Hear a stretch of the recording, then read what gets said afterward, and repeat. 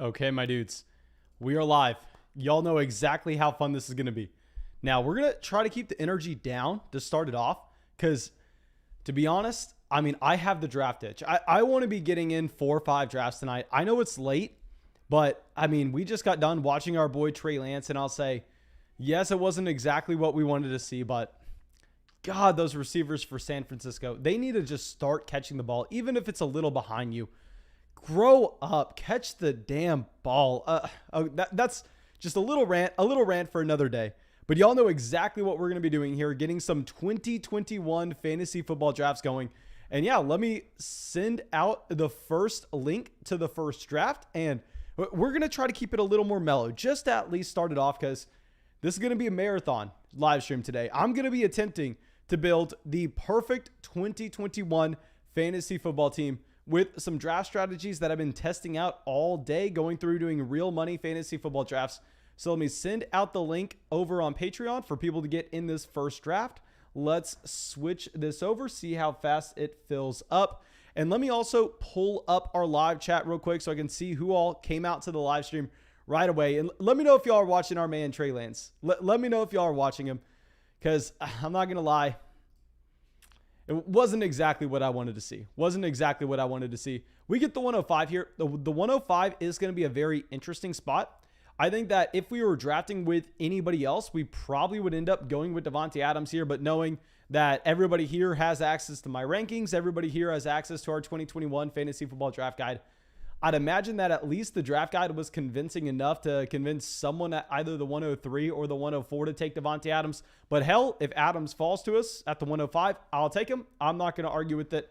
And yeah, let me check out the chat real quick. We got Jared, Aaron, Shelvis, Pedro, Ryan, Jared, Alex, Nick, Dagger, Blake, Teresa, Jose, Vinny, John, Chris, Taylor, Peter, Mario, Thomas, Caden, Sean, Alex, Zachary, Nitty. Thank you all so much for being a part of Notification Gang. This is something that, I haven't talked about that much as of late, but literally the people that are driving this channel to grow are y'all that come out to these live streams, go to the premieres of the videos. So thank you so much. Even if you're not typing in the chat, like if you still come out, I know we have a lot of quote unquote lurkers out there that come out, they just hang out in the live chat, don't necessarily talk at all, but they're out there. And I just want to thank everybody who comes by, because I promise you it helps out the channel a ton, especially if you come by right away. So that includes everybody in the chat right now. Okay, so now we are on the clock after Davante Adams goes. So when we're at the 105, so there are going to be a couple different factors playing in here. If we were playing in a full PPR format, given the ceiling that we actually have for his receptions, I know a lot of people would hate for me to say this, but I think Saquon Barkley would be in play for us here. Now, considering the fact that this is a half PPR league, and we have to be smart how we go about it. We have to be smart, understanding that in a lot of other leagues, we are going to be able to get Saquon Barkley here at the 109, 110, 111. I actually drafted him at the 203 in a public league just yesterday, I believe. But yeah, we're going to have to take Ezekiel Elliott at the 105. If you're new to the channel, I'll say, guys, nobody plays in as many fantasy football leagues as I do. I am in the real money fantasy football streets every single day, putting my money exactly where my mouth is. So we're probably going to end up with 250 or so teams this year. And that's pretty much just on Underdog. That doesn't include my dynasty rosters. That doesn't include my rosters where I'm making start-sit decisions every single week as well. So just on Underdog alone, we're probably going to have about 250 teams. So if I think that Saquon Barkley is in play here at the 105, I can't be taking him at the 105. We have to at least be a little realistic about it, understanding that, we're never going to get the chance to take Ezekiel Elliott in this range. Although I will say, in a draft earlier today, we actually did see Ezekiel Elliott go at the 110, which was very surprising. I'd never seen him fall that far, and I've done 100+ drafts on Underdog already this season. But yeah, that was surprising. I think we are going to take Ezekiel Elliott at the 105, though. And let's talk about some strategy and going through and building this team. So whenever we select a running back in the first round, it's really going to depend on what we actually get falling back to us in the second. So there are going to be 2 running backs in my mind that we could potentially be looking at. But from here, once we get that round 1 running back to anchor our team, we are very free to go through and hammer in wide receiver value if we see that's the best value available. Say we get a DK Metcalf falling to us at 20 overall. Say we get an AJ Brown. Any of those receivers, I would be fine just going ahead and starting to draft.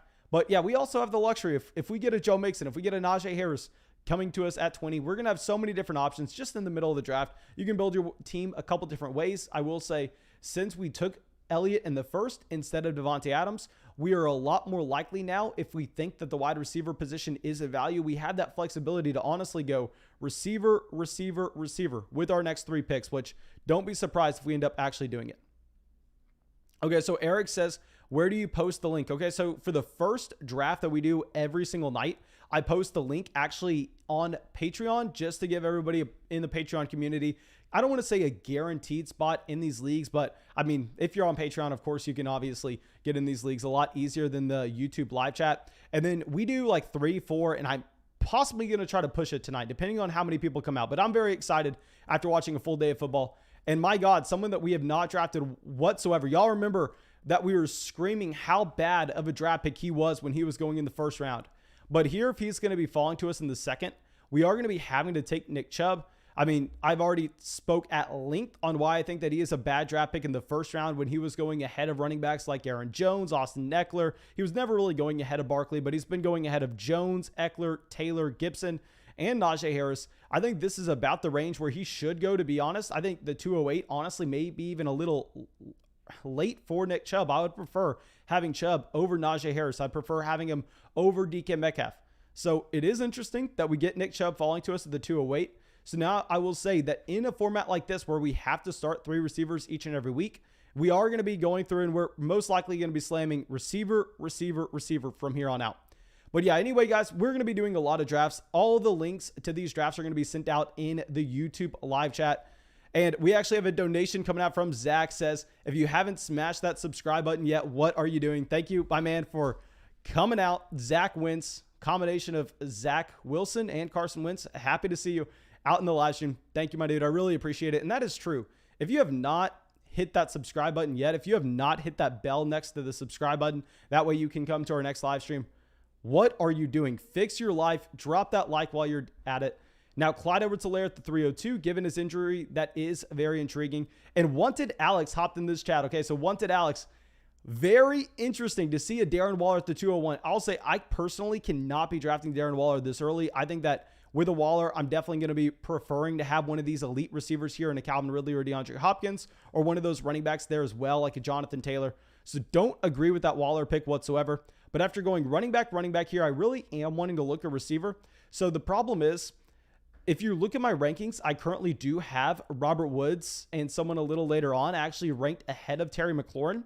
But getting back to the fact that I'm going to be playing in like 250 drafts, I'll pull up my exposures real quick, because I know a lot of people are probably looking at me going, fraud. He just drafted Terry McLaurin. He just drafted Nick Chubb. We're going to have to draft Terry McLaurin at the 305 once we do have Allen Robinson going off the board. I think that we are really locked into going with the receiver here. Now, Robert Woods, I've been drafting him a ton, so y'all know that I actually do prefer Robert Woods in a vacuum over a Terry McLaurin in fantasy drafts. Terry McLaurin, someone I'm going to be very rarely drafting, and that I think a lot of people are overblowing the actual quarterback upgrade that he is getting to a Ryan Fitzpatrick. And to go along with this, I mean, this is a receiver that a lot of people are baking in a significant step forward. Now, let me pull up my exposures just to show y'all that. I mean, I'm not a fraud out here, guys. I'm not just going straight off ADP, because we have a lot of Robert Woods. We have a lot of another wide receiver that I have ranked over him. I honestly probably would not say this name if it wasn't for me knowing the fact that everybody here has my rankings. Everybody in this draft right now also has that draft guide. So I'll say that we can also acknowledge the fact that I have Chris Godwin ahead of Terry McLaurin in my rankings. But the problem is right now, if I go through, and keep in mind, guys, I've played in over 100 drafts just on Underdog Fantasy so far. If I look at my exposures, so for Chris Godwin, I actually have him in 17.1% of leagues. So that is a tremendous amount. If you just think about an average exposure for any given player, that's going to be about 8.33%. Maybe it's like 8.66. I don't remember the exact decimal spots, but it's going to be about 8.5% for your average exposure on a player. So we're over double that to get where we are aggressively drafting a Chris Godwin. Let me see where we are with the Robert Woods as well. Yeah, so with the Robert Woods, we're sitting at about 12%. And let me see where we are at with the Terry McLaurin, because I'd imagine Terry McLaurin's under 8%. At least I'm hoping is, or I'm going to have to, yeah, Terry McLaurin, we're sitting at 4.5%. So we have Terry McLaurin in 1/5 of the leagues that we have a Chris Godwin in.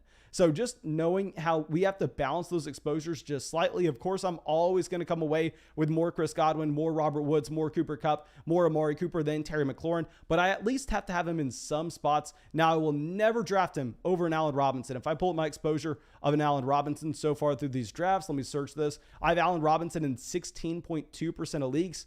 So yeah, we've gone a little crazy with the other wide receivers in this range. Let's just go out. Let's get Terry McLaurin in at least one of these. Yeah, and Nick Chubb, going back to me not drafting Nick Chubb at all, but he fell. Nick Chubb, I have in literally, this is the amount. Listen to how many leagues I have Nick Chubb in. 0.9%. I have Nick Chubb in 0.9%. But that's because he goes to this 1-2 turn. I can never take a Nick Chubb over Jonathan Taylor. I can't take him over Antonio Gibson. I can't take him over, Harris, Mixon, they're in the same tier. But usually you're not even looking at these players together. So yeah, in this draft in particular, we're going to go with the Nick Chubb. And now when we're back up on the clock, we actually have a Patrick Mahomes falling to the 408. Now, this is very intriguing because, A, we don't have a stack with Mahomes, so thank God he does go. That way we can actually get a Julio Jones, someone that I think is a perfect fit for this team, because if we're talking draft strategy right now, when we start with 2 running backs that we know are going to be plug and plays every single week, and this is a format where we have to start 3 receivers, while Mahomes looks pretty on your roster, the opportunity cost in the wide receivers that we would actually be looking at in the 5th round, they are going to be very ugly. Like, I'll highlight the receivers that we're going to be looking at in the 5th round and compare them to a Julio Jones, and you're going to see, in my opinion, that's a further drop off from Julio Jones to those receivers. That will be like a Deontay Johnson, be like a Chase Claypool and Odell Beckham Jr., Jerry Jeudy. Just trust me, those are going to be the best available receivers once we get up here in the 5th round. I mean, the fall off from a Julio to those guys is a lot farther, in my opinion, than the fall off from a Patrick Mahomes to a Josh Allen, a Kyler Murray, all quarterbacks that are going to be available here.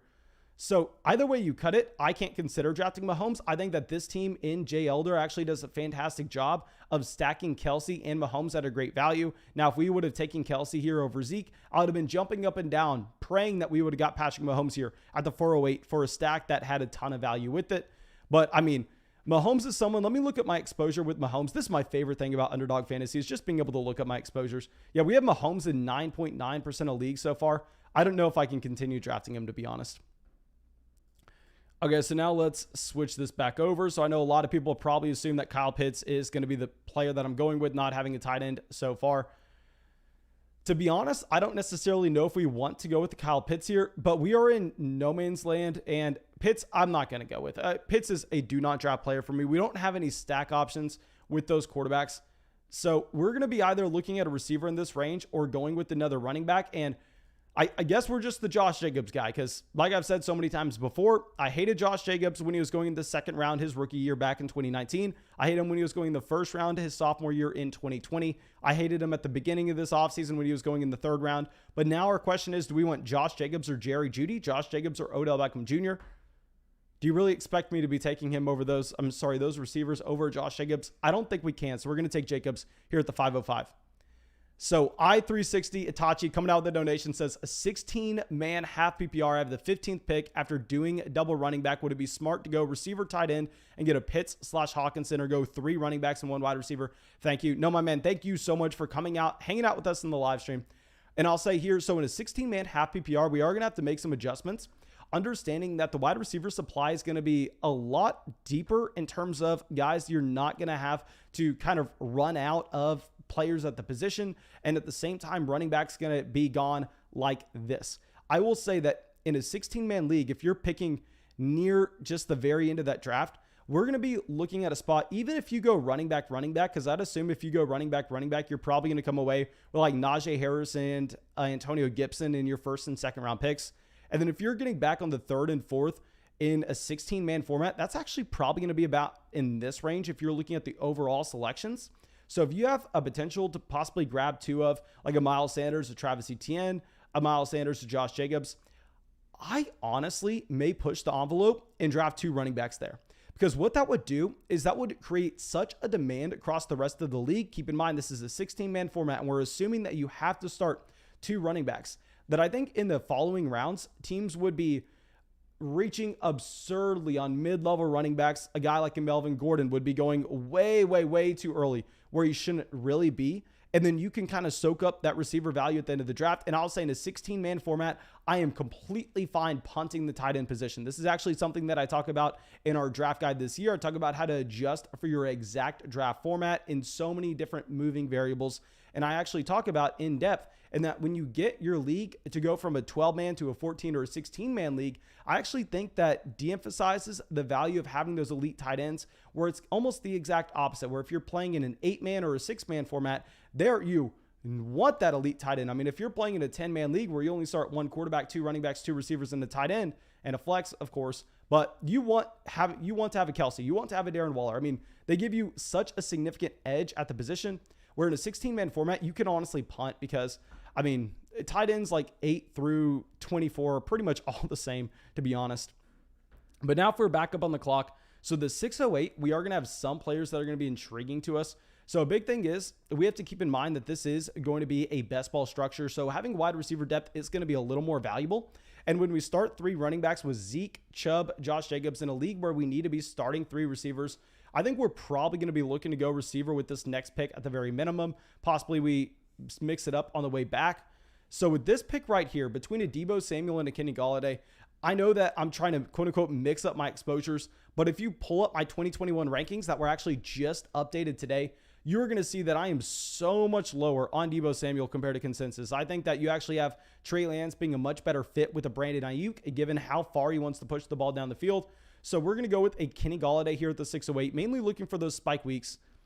And let's switch this back over. And Jazzy coming out with a donation. Thank you, my man, saying, given it's a best ball draft, doesn't it make sense to take an elite tight end early, given that you can live off the scoring spikes with more other positions? Yes, definitely. This is something that we talk about a lot, that if you're looking at the tight end tiers, getting someone, literally, I think the cutoff is going to be like this 3 grouping right here. If you get one of these guys, or obviously a Kelsey, a Waller, a Kittle, then you only have to actually draft 2 tight ends throughout your entire roster, and you're actually going to get the benefit of being able to roster an extra receiver. That's 100% something that we talk about, because a lot of drafts, I find myself kind of punting tight end, and then we have to go through and we actually have to roster 3 of those guys.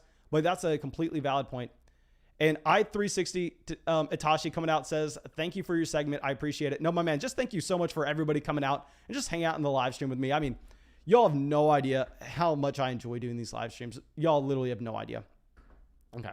So let me switch this back over. So far we have a very balanced start through this draft. We have Zeke, Chubb, Jacobs at running back. At receiver, we have Terry McLaurin, Julio Jones, and Kenny Golladay. So the 705, we're going to be in a spot where if we were thinking about going with a quarterback, obviously the best options available are going to be a Wilson, a Herbert, and Aaron Rodgers.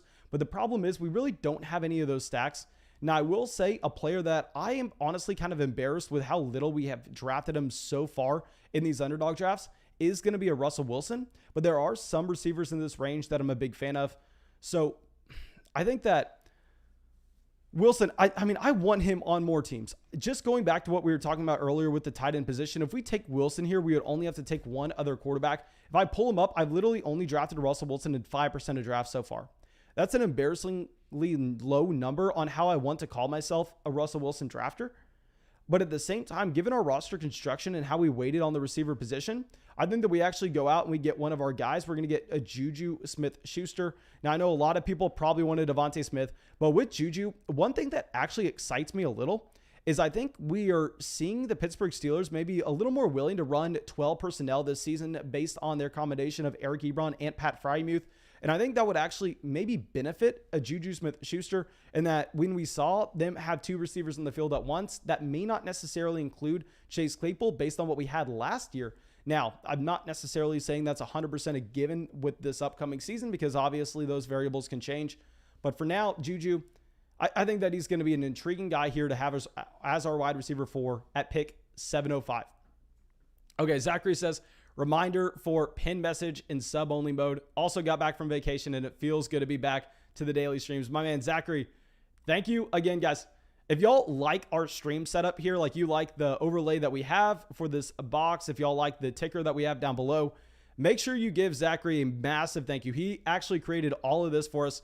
And also, Zachary, thank you for reminding me on the sub-only chat mode. It's hard for me to catch up with the chat if we just have everybody in there typing at once. So let's switch this over to subscriber only, and let's also pin that message. And guys, I know that we really haven't said anything about this live stream, but if for whatever reason you are new to this live stream, so if you don't know where we are drafting right now, we're actually drafting on Underdog Fantasy. This is a platform where you don't have to submit your starting lineup. You don't have to make waiver wire moves every single week. You actually can't. Both are locked. And what they do is at the end of every single week, the automatic best lineup possible for you automatically gets submitted, so you don't have to worry about it. It's literally no time invested whatsoever in any of these fantasy drafts during the season. Now, this has its pros and cons, obviously. So its cons are you're not going to replace your favorite league that you're doing with your friends with these Underdog Fantasy drafts, because you're not necessarily going to have that rivalry going through the year. You're not going to have the fun of submitting your starting lineup. You're not going to have the fun of searching for the guys on the waiver wire, because of course that's a massive part of fantasy football and always will be. But what's actually a massive benefit is on the flip side, you just have to kind of change the mindset and how you're viewing these drafts. And then if you approach these drafts, this is how I'm doing it, where I have my own leagues that we're submitting our starting lineup each and every week. I have my league that I really want to focus in on the waiver wire with.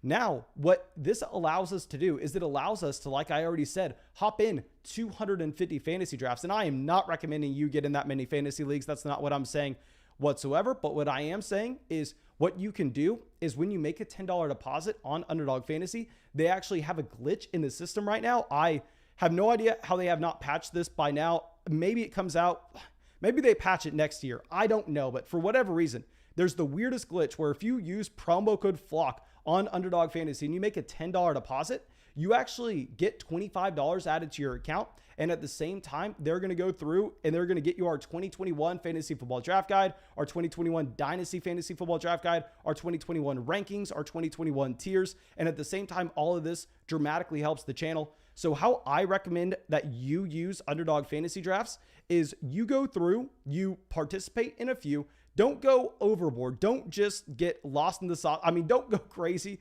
Definitely jump into some $3 drafts. But what's fantastic is if you make that $10 deposit, your $10 gets turned into $35. Not only do you have a good shot at making some money, but at the same time, I mean, you're going to get significantly better for your 2021 fantasy football draft, because I promise you, after we get through so many of these drafts, I think very few people are actually going to be as caught up as we are just in terms of understanding the fantasy football landscape and what rounds you should be targeting certain players in.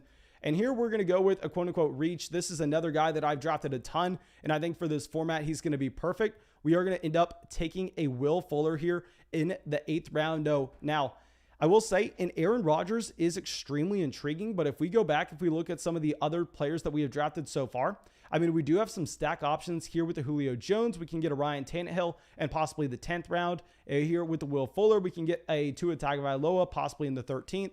So Rodgers does go with the pick directly after us to YouTube Slayer. I mean, this is someone that did draft Devontae Adams in the first round, so that makes a ton of sense. I really just wanted to make sure we're getting one more wide receiver because we have so many guaranteed touches at the running back position with the combination of Ezekiel Elliott, Nick Chubb, and Josh Jacobs that I don't really think that we need to stress that position anymore. I think we're more so just playing catch up on receiver. And Logan Thomas goes, and Logan Thomas going really sucks because we knew that there were going to be a decent amount of receivers that went off between our next two picks. Now I'm surprised to see one player making it back to us that we maybe are going to end up having to draft. Now, I'm not going to be considering drafting a Michael Thomas here for a multitude of reasons. We've already talked on that at length. But I think it just sucks because I don't necessarily think it fits the roster.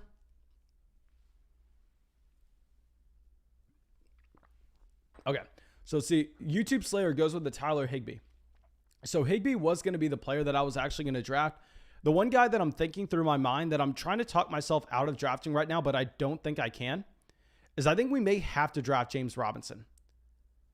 Now, I am fully on board as saying Travis Etienne's the running back that you want in Jacksonville. Travis Etienne's going to get the valuable touches out of the backfield.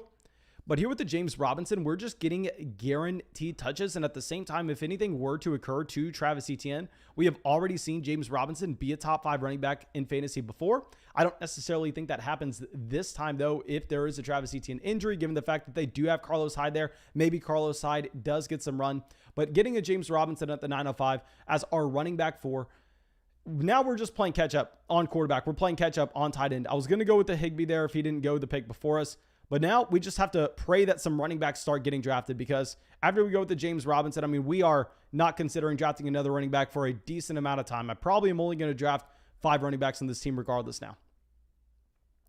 Okay, so Cam says, Mason, are you going to be doing any more Best Ball Mania or the puppy drafts? My man, I'll say that if y'all are just going out and doing puppy drafts or Best Ball Mania during the day, I've mainly switched over to puppy drafts, mainly because I'm just trying to make sure that I have enough money to live stream every single night and do these real money fantasy football drafts with y'all. Because a big thing, guys, is if y'all are watching this live stream, every single live stream you will ever see on this channel, every single live draft you will see, they are all real money fantasy football leagues. So I'm putting my money where my mouth is.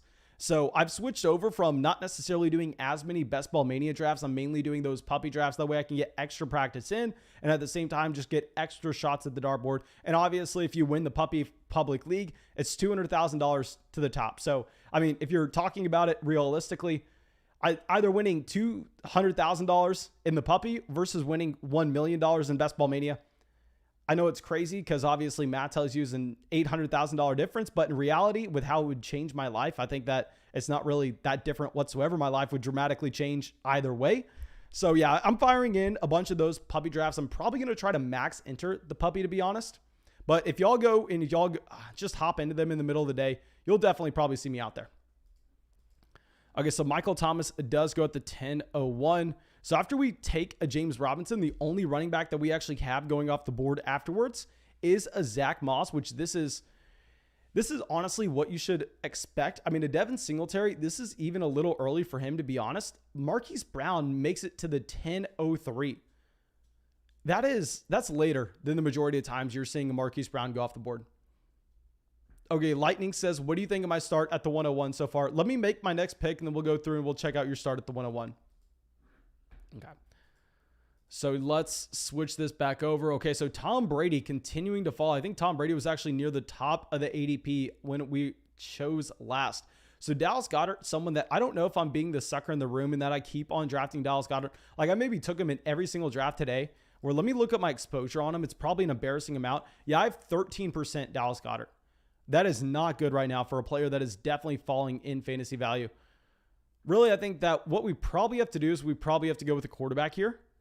So if we're looking for quarterbacks to stack, you know what? Actually, if we look at the teams behind us, right? So almost every team behind us has one quarterback. So I think, and you look at multiple that do not have a single tight end. So I think we're actually going to go with the Dallas Goedert, and we're just going to take whatever quarterback makes it back to us.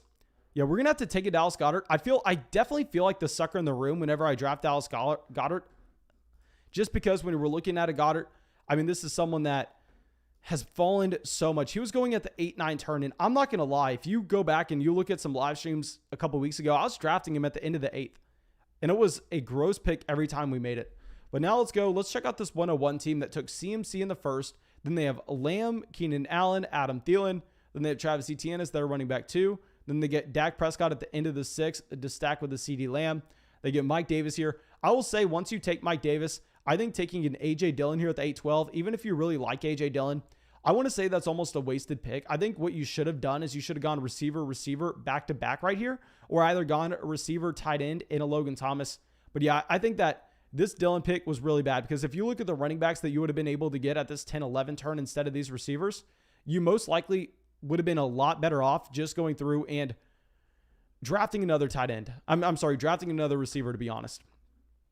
Okay, so this kind of plays out exactly how we wanted, where the tight end fall off definitely does happen after a Dallas Goedert, where Irv Smith is going at the 11:01, and we're going to have our option to pick any of these quarterbacks. I mean, maybe 1 or 2 go off before we get on the clock. Even if all 3 picks right before us take quarterbacks, I'm completely fine with what we're even going to have making it back to us at the 11:05. Okay, so let's see. I'm assuming that... Okay, let me kind of talk out loud here. Jacoby Myers goes. Both these teams have quarterbacks. Ryan Tannehill goes. I'm honestly kind of fine with that because now I think that we kind of take the falling knife, and this is another, I don't want to say sucker play, but I definitely feel like a sucker when I'm making the draft pick because he has fallen so much in fantasy drafts that clearly there's something to it. But in a 4-point passing touchdown league, I think that his rushing kind of puts him over the top. I think we are going to be taking a Jalen Hurts here. Now, if it was a 6-point passing touchdown format, I would clearly be taking Tom Brady. If I would have drafted either one of Chris Godwin or Mike Evans or even Antonio Brown, we would go with the Tom Brady. But getting a Jalen Hurts here, it is giving us a quarterback with an elite rushing ceiling. And at the same time, we actually do have Dallas Goedert for a quasi stack. So yeah, we're going to go with a Jalen Hurts as our quarterback one with this construction. And let me show off this team so far where we drafted at the 105. We went with Ezekiel Elliott, Nick Chubb, Terry McLaurin, Julio Jones, Josh Jacobs. Then we slam some receivers here and Kenny Golladay, Juju Smith-Schuster, Will Fuller. We get James Robinson, Dallas Goedert, and Jalen Hurts. Okay, so let me know what y'all think of this start so far. I mean, a lot of these guys aren't quote-unquote my guys, but we're getting them at good values. And I really, really think we need to start fading Dallas Goedert because we're getting to a point where I kind of need to be embarrassed with the amount of Dallas Goedert that we have in fantasy drafts.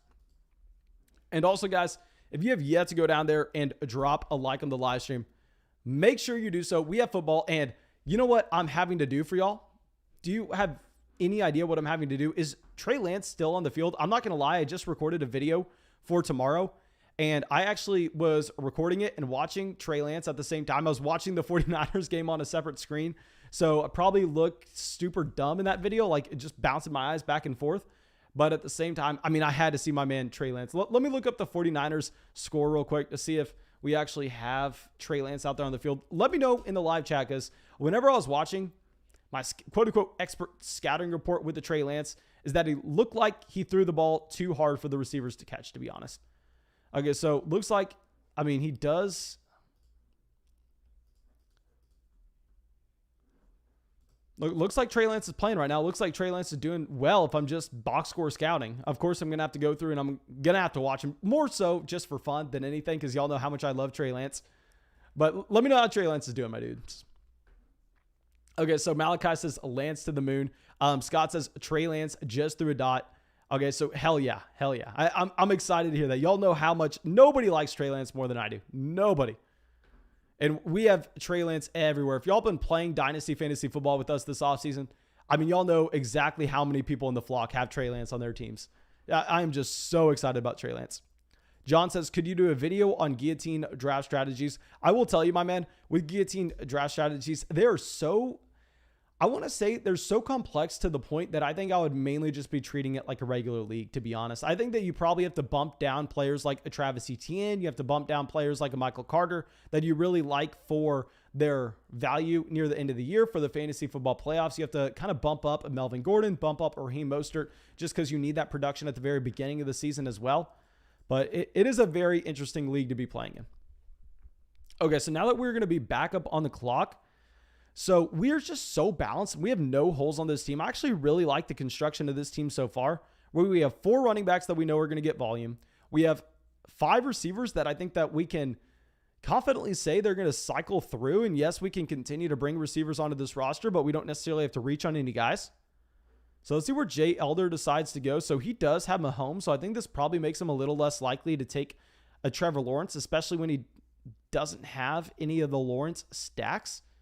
So assuming that he passes on to Trevor Lawrence, we're probably going to take Lawrence here. We're going to go back-to-back quarterback. And what this does for us in a best ball league is it's going to give me the comfortability of not having to roster a third QB on this roster when we have Jalen Hurts and a Trevor Lawrence. So yeah, I really like this start. I really, really like this start. And then from here, we can go through. We can get another tight end. And then probably just hammer in one more running back and wide receiver, wide receiver, wide receiver. I mean, this is going to be wide receiver heaven for us, to be honest. Okay, so Piggy says, my main draft is tomorrow with 2 quarterbacks and 2 flexes. Any suggestions? I'll say, really understand your league format. Understand how many teams are playing in your league and how that should impact the quarterback supply and demand ratio. That's one thing that I actually was talking with someone who was on Patreon today. And they were like, Mason, I see your Dynasty Superflex rankings, but where are your 2021 redraft fantasy football Superflex rankings? And I honestly was reluctant to put those out this year because I think the public is not necessarily good at understanding how their actual league format kind of changes Superflex rankings dramatically, where the number one issue that people have when they play Superflex is they'll go through, they'll try to find one set of rankings, and then they'll try to just take it to their league, not understanding how they need to make adequate adjustments. I mean, they need to make necessary adjustments with those rankings. Because if you're looking at a 12-man ranking list and you're taking it to a 10-man format, the quarterbacks need to be just smush down that board, because we know that the supply and demand makes it where every team can easily have 3 quarterbacks, and it's always going to be easy to find a quarterback too. Whereas on the other end of the spectrum, if you're playing in a 14 or a 16-man league, it's going to be nearly impossible to get those quarterbacks that you end up liking. Okay, so here I'm kind of considering going with possibly an Evan Ingram, or do we just take the value with a Latavius Murray, because a Latavius Murray probably would round out our top 5 running backs. The least reports aren't sounding great on Latavius Murray. I'm going to draft him here, and I'm going to go through. Let me check my exposure to Latavius Murray, because I feel like this is a player that I'm drafting in the 13th a lot. Maybe that was a mistake, but I feel like now we can be done safely at the running back position, and we can just focus in on bringing in receivers, and we also save another roster spot where if we need to roster 3 tight ends, we can. So let me check out how many leagues I actually have Latavius Murray in, because this could be an okay, I have him in 9.9% of drafts, but for whatever reason, I have him in a lot of cheap leagues. I don't have him in any of the big money leagues, so that is intriguing as well. And guys, if y'all signed up with Underdog Fantasy with promo code FLOCK and y'all been getting in some drafts yourself, I want to hear who y'all been drafting over and over and over again. I will tell y'all my top ownership percentage players. I'm sure that everybody kind of can guess who my number 1 is with Josh Jacobs. For whatever reason, I've literally never drafted Josh Jacobs his rookie or sophomore year, but for whatever reason, when he's in the 5th, 6th round here, I can't stop myself. We have him in 22.5% of leagues. Then we have Devontae Adams. We have Devontae Parker, Travis Etienne, Kareem Hunt, Miles Sanders, Chris Godwin. I mean, some of our guys for this season, it seems like it's shaping up to be a year that we are going to have to send out like a rain dance or something to just protect Josh Jacobs, protect Devontae Adams at all costs. Okay. So JN says he's going through, it says, Ajanu, my soul brother. I'm assuming that he's saying that he is continuously drafting Juju Smith. Okay, so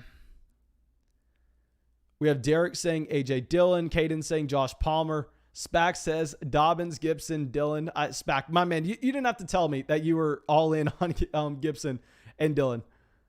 I'm sorry, Gibson and Dobbins. I'm sorry about that. Lankdog says I have Russell Gage in 37% of my leagues, 30 leagues to date. That's a big number, my man.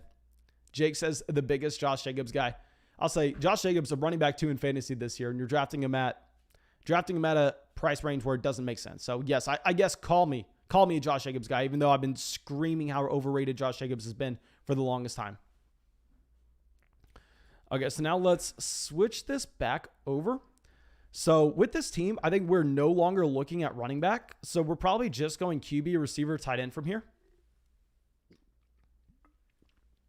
And actually, we're done at QB as well. We're just going wide receiver, tight end. So we technically can get 3 tight ends if we want. We probably do when we pass on the tier of guys like an Evan Ingram, as well as the tier, I believe Adam Troutman is in that as well. So now that we're looking at this, we're most likely going to construct this team around, let's call it 8 receivers, 3 tight ends, 5 running backs, 2 quarterbacks, something that has been really common for me, to be honest. Okay, so now Philip Lindsay's off the board. Love seeing Lindsay off the board. Has to be a faller based on how Mark Ingram actually got used. So here, out of this list, personally, I am going to be lowering down Amara St. Brown slightly based on the fact that he's only playing on 3 wide receiver sets, which we're fine with certain offenses, but the Detroit Lions are not going to be one of them. So here we're actually going to take a Randall Cobb at the 1408.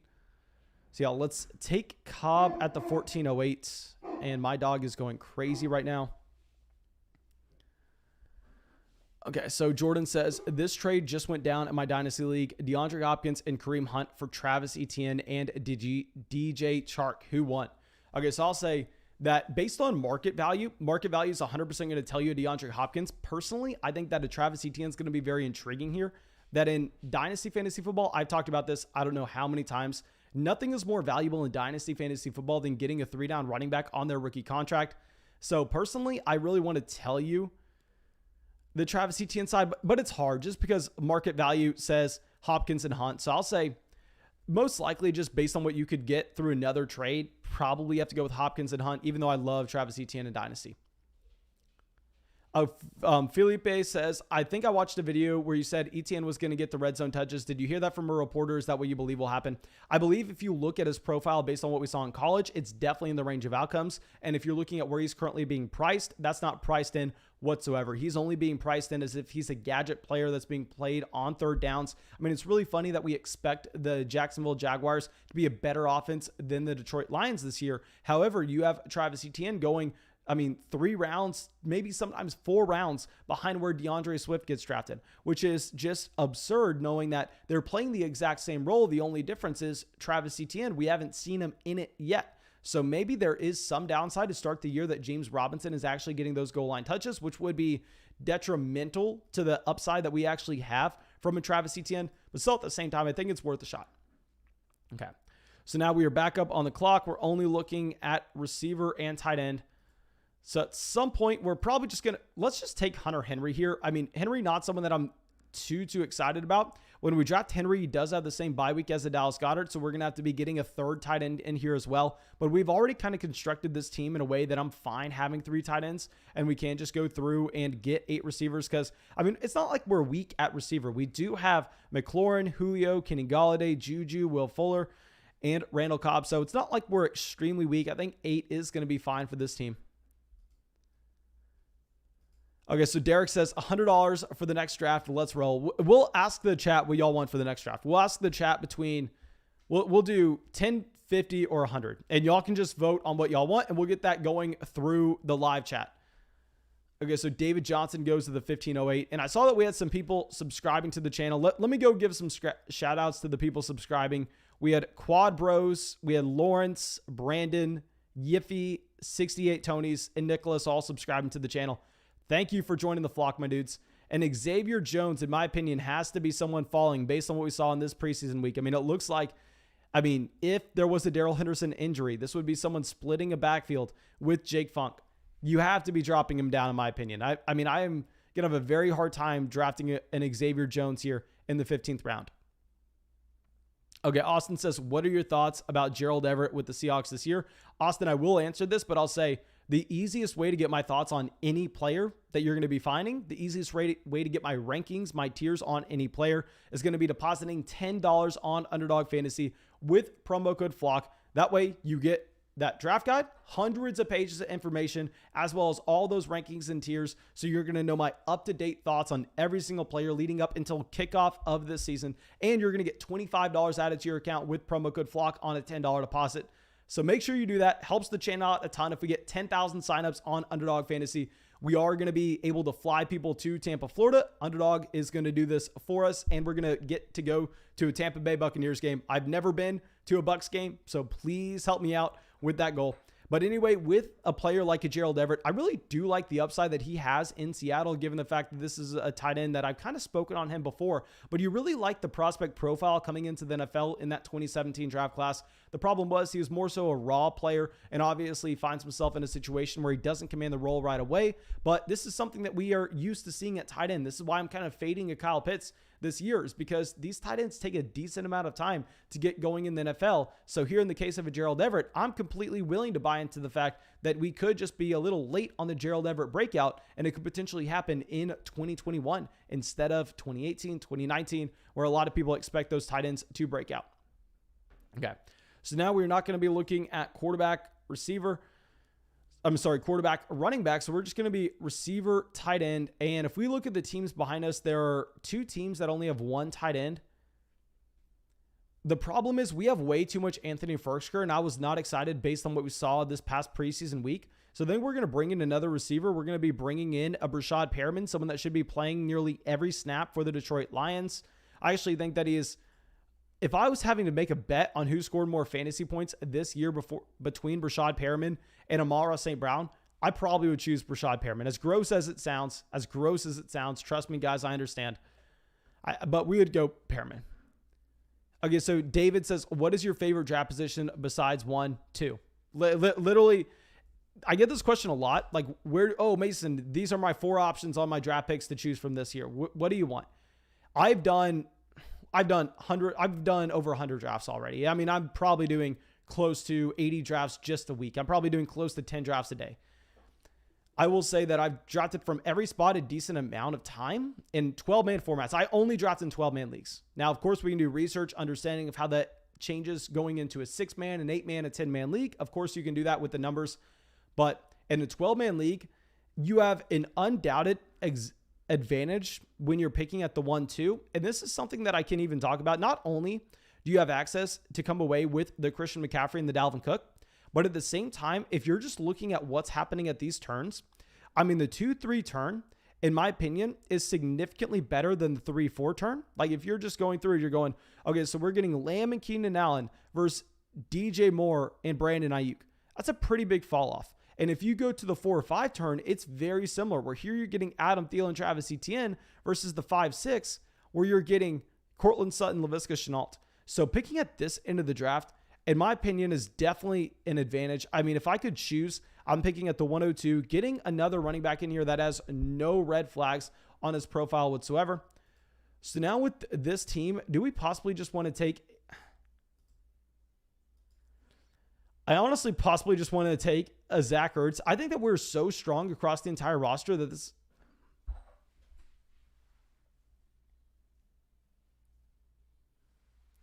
My God, that was bad.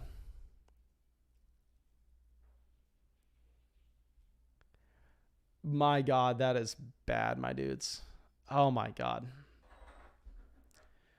We just drafted 3 tight ends all on the same bye week. So it looks like we're punting week 14, hopefully. Oh, my gosh. That was really bad. I don't even know why I was trying to convince myself that we could draft Zach Ertz on the same team that we have at Dallas Goedert. That's bad to begin with. Throw on the fact that we needed someone else to cover a bye. It's not the end of the world. It's not the quarterback position where if you're taking an L at the quarterback position for a week, I mean, you're sinking 22, 25 points. Whereas at tight end, you're sinking 11. So it's not that bad. I kind of bought into the fact that we could have the double stack there with tight ends and a Jalen Hurts. But yeah, that is not ideal. That is not ideal to say the least. Teresa coming out, letting us know that it's the same buy. Teresa always out here letting us know that's the same buy. Yeah, that is just brutal. That is brutal. Okay, so let's ignore that. Let's just focus in on the last pick that we're going to have where we're bringing in another receiver. Honestly, I don't even know if drafting a Zach Ertz now really does much for us at all in terms of accomplishing a specific goal. So that is not ideal to say the least, my dudes. Monkey Man says, at least it's not a $50 league. That is true. At least it's not a $50 league. And guys, I saw everybody in the chat asking like how much the buy-in's going to be and everything. I'm literally just going to ask y'all. I'm going to go through and ask y'all what we're doing. Now, don't spam it in the chat or anything. I'm just going to go and create a poll. So let's check out Wanted Alex's team here. A long time member of the flock here in Wanted Alex. Let's go through. He's been part of the flock for years now. And at running back, he has Saquon Barkley, Damian Harris, Tevin Coleman, Boston Scott, Eno Benjamin. At receiver, he has DJ Moore, Brandon Ayuk, Cortland Sutton, Laviska Shenault, Corey Davis, Michael Thomas, Emmanuel Sanders, Rashad Bateman, KJ Hamler. And then at tight end, he has Darren Waller. Okay, so Alejandro, I really hope that you're out here in this live stream, my man, because I very rarely do I speak with things with utter confidence, but I think we can speak on this with that type of confidence. That team that you built, I think would have been very unique, and it would have been fine for the large field tournaments that Underdog does. Like if you're trying to play in Best Ball Mania and win $1 million, or you're trying to play in the Puppy and win $200,000. There, I think that's actually a unique construction that could work. But the problem is in a league like this, where you don't need access to that elite ceiling, I think that it's not ideal to say the least. Now we're going to be bringing in Colin Johnson. We're going to get that stack with a Trevor Lawrence. And with Colin Johnson, I had psychology with him at UT. This is someone that, of course, I would love to root for. So I want to have some exposure to him. Maybe this is a homer pick, and I should go with the Dwayne Eskridge. I should go with the Kadarius Toney. But no, we're going to go Colin Johnson at the 1808. And I think everybody had a chance to see the draft. You can just rewind 5 seconds, pause it, screenshot it, whatever you need to see. Let me set up a new draft for everybody. And Nabil coming out says, you flocked that one up, my dude. Yes, sir. Yes, sir, I did. Thank you for the donation, of course. Aroida says, is the $25 you get from Underdog being able to be withdrawn from your account? Okay, so this is something that you definitely need to ask Underdog Fantasy. Like I said, guys, when you use promo code FLOCK on Underdog Fantasy and make that $10 deposit, they add $25 to your account. I don't know if you can automatically withdraw that $25 that they add. I would assume, just based on understanding how businesses work, I would assume that that $25, you need to at least play in contest. And then from there, you can go through and withdraw, but not necessarily. I'm not sure on that. So I definitely ask customer support. Maybe you can just withdraw it right away, but my assumption would be that you need to play in some leagues first. So let me go through and let me send out a poll real quick for y'all to vote on what we're going to be doing with the next draft. It's going to either be we can do $5, $50, or $100. Up to y'all. Okay, $5, $50, $100. Okay, so we just sent that out. Philip says, stolen comment for a donation. W. Okay, I didn't see yours, my man. And let's see. Clutch Cow says, Mason, let's do a $5 puppy draft. Honestly, I'm probably going to avoid doing those on the stream, my man. Just mainly because my strategy changes dramatically and I'm doing them all day anyway. Where in these leagues, I think it's actually really close to what we'd be doing in a regular league, to be honest. So I don't necessarily want to be in. Oh, sorry, guys. The $5 option is, by the way, a $10 option. It's a $10. We're not doing any $5 leagues anymore on Underdog. They switched it over to a $10. I'm sorry about that. But yeah, I don't know if I'm going to be streaming any more of the puppy leagues because they're really fun to do because you can win $200,000 on top. Obviously, I've done a ton of them. But at the same time, I mean, I don't necessarily know how actionable they are. Like if someone was coming in, they're like, you know what, Mason, I'm not going to participate in the puppy leagues. I'm not going to go try to win that money. Instead, I'm just going to focus in on my own fantasy football league. The streams that we're doing here, I actually think have a real chance of making them a significantly better player in that draft.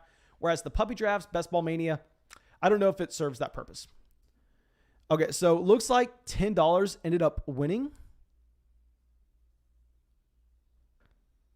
Okay, yeah, so it looks like $10 ended up winning with 14% of the vote. So let me go through and set up this league. I know it was I typed $5. I'm sorry, guys. We're used to going through and setting up $5 drafts, but no, Underdog switched it. We're now the private drafts that we can create are going to be $10 leagues if we want to do a 12-man league, which I always want to do 12-man leagues because that's how I can get the majority of y'all in here. So let me grab this.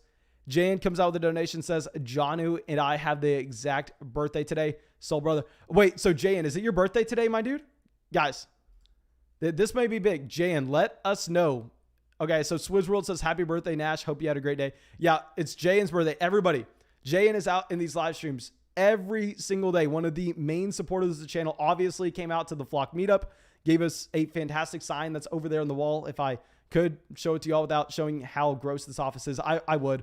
But everybody wish Jan a massive birthday. And let me send out a link to the $10 fantasy draft that we are going to get going right now. Okay, so just sent that out. Derek says it's his birthday as well. Happy birthday, Derek. Big days out here in the flock. Let's switch this over. Let's get this draft going. And for Jan's birthday, I'm going to assume we're going to get the 101. Okay, Jan, this is your fault. This is your fault. Clearly, you did not do something well this year. I mean, the equivalent of getting Cole on Christmas is making us get the 109. So I'm blaming this one on you, my friend. So you can send me an apology. Like if I were you, I'd just like scratch out one of the happy birthday cards that you got, like scratch it out where it says happy birthday and say, I am sorry, Mason, for causing you to get the 109 because this one's on you. This one's on you. Okay, so let's switch this back over. And we are about to pass 200 likes on the live streams, my dude. Thank you so much. And of course, if you're just now hopping in the stream, guys, we are going to be going through and doing drafts every single night on Underdog Fantasy. We're live streaming every single night, so make sure you subscribe. And if you want to hop in these drafts, deposit $10 on Underdog Fantasy with promo code FLOCK. Get $25 added to your account when you sign up. And at the same time, get our 2021 Fantasy Football Draft Guide, get our 2021 rankings, get our 2021 tiers, all of which are going to be updated going into the season. So make sure you go through and do that. Okay, so let's see if Jan ended up getting into this draft. Jan did not get into this draft. Okay, so Nijayan says, I told them since you hate Goodwin to get the 109. Yeah, guys, if y'all don't know, Jan was sending me DMs all day today and pretty much for the past month about Marquise Goodwin because Jan is a true University of Texas homer, hook 'em horns. But I cannot hear any Marquise Goodwin hype anymore. I've been trying to shoot it down the best I can. What I can say is last time Marquise Goodwin had a season with more than 30 receptions, I was in high school. Since the last time Marquise Goodwin had 30 receptions in a season, I graduated high school, went and earned 2 degrees at the University of Texas, graduated, moved across the country, all in the span of Marquise Goodwin not being able to log 30 receptions. He's done. There's no reason to ever bring up his name. Never. Okay. So now that we are on the clock, so in the majority of drafts that I'm doing, I'm actually going to be taking a Tyreek Hill here. If like it's the puppy draft, I really want to be taking a Tyreek Hill. But if we're going to be trying to create balanced rosters, I actually think that instead it's going to be better for us to go with an Aaron Jones here. So let's get Aaron Jones coming in at the 109. And Swizzworld says Goodwin is fast AF boy. Yes, sir. I mean, Goodwin is literally an Olympian. He's literally an Olympian. We'll say that. But he's not a good football player anymore. The man's too old.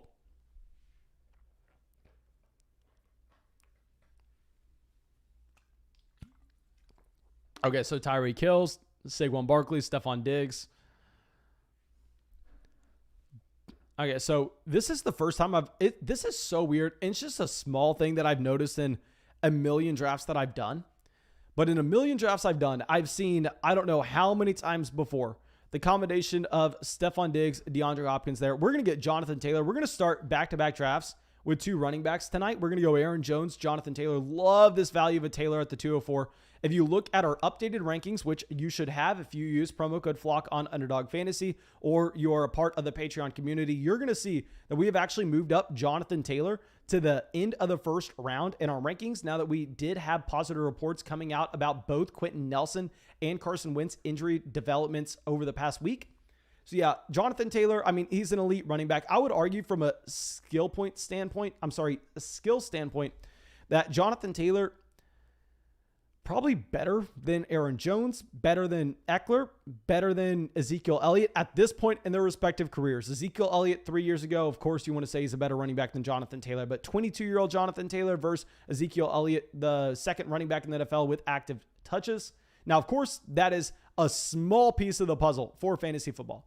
But if we're just saying that if the Colts can get back to an elite offensive line, I mean, Taylor has all the upside on the planet because he's not like a Nick Chubb. Taylor will catch passes out of the backfield. We saw that last year. Okay, so Darren Waller at the 211. So let me see if there are any picks that stand out so far. Now, some intriguing developments is, I mean, I guess that we have teams, very few teams in this draft actually went with a balanced 1 running back, 1 receiver approach through the first 2 rounds. I mean, look, we have running back, running back, running back, running back, running back, running back, running back, running back, receiver, receiver, running back, receiver, receiver. I don't know if this is going to play much into what we should expect in rounds 3, 4, and 5, but it's at least an interesting development because maybe a few of these teams are expecting to go like 4 running backs in a row. Maybe some of them are expecting to go with a 0 running back approach. So I just want to kind of track this as we go through the draft. Now, CeeDee Lamb goes to the 303. I will say, given the ankle injury to Clyde Edwards-Helaire, I know right now it doesn't sound like it's that serious, but I think you do have to drop him to the 3rd round. I actually, in a public league this morning, and this is all, guys, trust me, when I talk about my leagues, they're all real money buy-in leagues. Now, a lot of them are the puppy drafts, so they're literally only $5. Keep in mind, $200,000 on top. But I actually got Clyde Edwards-Helaire at the 306. I believe we started that draft off with Davante Adams. Then in the second, who did we go with the second? I think we went with, yeah, we definitely went with another receiver. It was like Davante Adams, DK Metcalf, then Clyde Edwards-Helaire at the 306. I mean, he is falling. I think he kind of has to fall in the 3rd round until we have more reports based around that ankle. Okay. So now that we're going to be back up on the clock at the 309, we have a couple different routes we can go. I don't want to say anything too soon because there are 2 players to pick before us, and obviously they are out in this live chat. If they joined through the chat, they're going to be probably listening to the live stream. So DeAndre Swift goes at the 307. So what I can say is I'm probably not looking to draft a receiver here. And Robert Woods goes. So this is going to be back-to-back drafts where we have our hand forced and we're going to have to draft Terry McLaurin. Y'all know Terry McLaurin is someone that I'm saying he's overrated in fantasy, and I've been saying that for a very long time. But when we say that, it's all about price. I mean, I'm completely fine drafting a Terry McLaurin here at the 309. When I'm talking about Terry McLaurin being overrated in fantasy, that's when his ADP had him above literally every single one of these receivers. His ADP had him above Robert Woods, Amari Cooper, Allen Robinson, CeeDee Lamb, Keenan Allen. He was ahead of everybody in this range. And I came out and said he was one of the worst values in fantasy drafts, and he should be going in the late third, the beginning of the fourth round. So if we're going to get him at the 309, I'm going to be fine with it. Actually, back-to-back drafts where we've gone through and we've drafted him. Okay, so David Montgomery goes to the 401. So we have Rummy Rams here going 3 running backs to start off, and we have Zachary right next to him going with a 3 wide receiver start. Very intriguing, very intriguing. So he goes 3 running backs, Mahomes. I'll say if I go 3 running backs in a league where you have to start 3 receivers, that is not a strategy I like. I cannot be drafting Mahomes there. So now that we are on the clock, this is a spot where in a vacuum, I probably prefer DJ Moore, but when he is 7 picks behind Mike Evans in ADP, we're probably going to have to go with Mike Evans and just balance our portfolio. We're going to take Evans here, and I know that I'm taking 2 players back-to-back that I don't like in my rankings, and that clearly shows. But at the same time, I've done a 100-plus drafts, so I can literally look up my exposures right now and tell you exactly how much I've drafted Mike Evans. Okay, I actually have a surprising amount of Mike Evans. I will admit that. I have 8.1% of Mike Evans, which is the tiniest bit below average in terms of the expected ownership of all your players across an entire player pool if you did an infinite amount of drafts. But still, I thought we'd be a lot lower on Mike Evans. I thought we'd be down there at like 5-6%. Okay. But after an Evans, you have Tyler Lockett, DJ Moore. But we kind of wanted to go back-to-back receiver there. I mean, running backs in that range, Darrell Henderson, I did have to give him a bump up in our rankings. I said this whenever we actually had that initial Darrell Henderson ranking after the Cam Akers injury, where I put him where I did, and I said, this is a conservative estimate. This is me saying that I'm expecting someone to come into the situation, so we're going to rank him as that expectation. But if nothing happens, if they don't bring in another running back to that backfield, we're going to have to move him up the rankings dramatically. So I've already started that process as we are 2 weeks into the preseason now, where this is the second bump up that I have for Darrell Henderson. Let me pull up my rankings right now, which everybody has on Patreon. Everybody has that use promo code FLOCK on Underdog Fantasy. So I'm sure that 99% of y'all have already seen this, but anybody, for whatever reason, that has not been able to either deposit $10 on Underdog Fantasy with promo code FLOCK, get our draft guide, get our rankings, get $25 added to your account, or sign up for Patreon. I can fill you in real quick on where we have Darrell Henderson ranked. We actually have him ranked as our running back 20 behind Miles Sanders, Chris Carson, David Montgomery, all in the same tier. Now, I will say if something happens, like if we go another week without anybody coming into Los Angeles, I'm going to have to move Darrell Henderson up, both Miles Sanders. I may have to move him up that entire tier. I may have to move him 1 spot ahead of David Montgomery. At least ahead of Miles Sanders. But that's going to be something that I probably want to wait on just for a little bit. Okay, and also we just passed 200 likes in the live stream. Thank you, everybody, for going down there and dropping that like.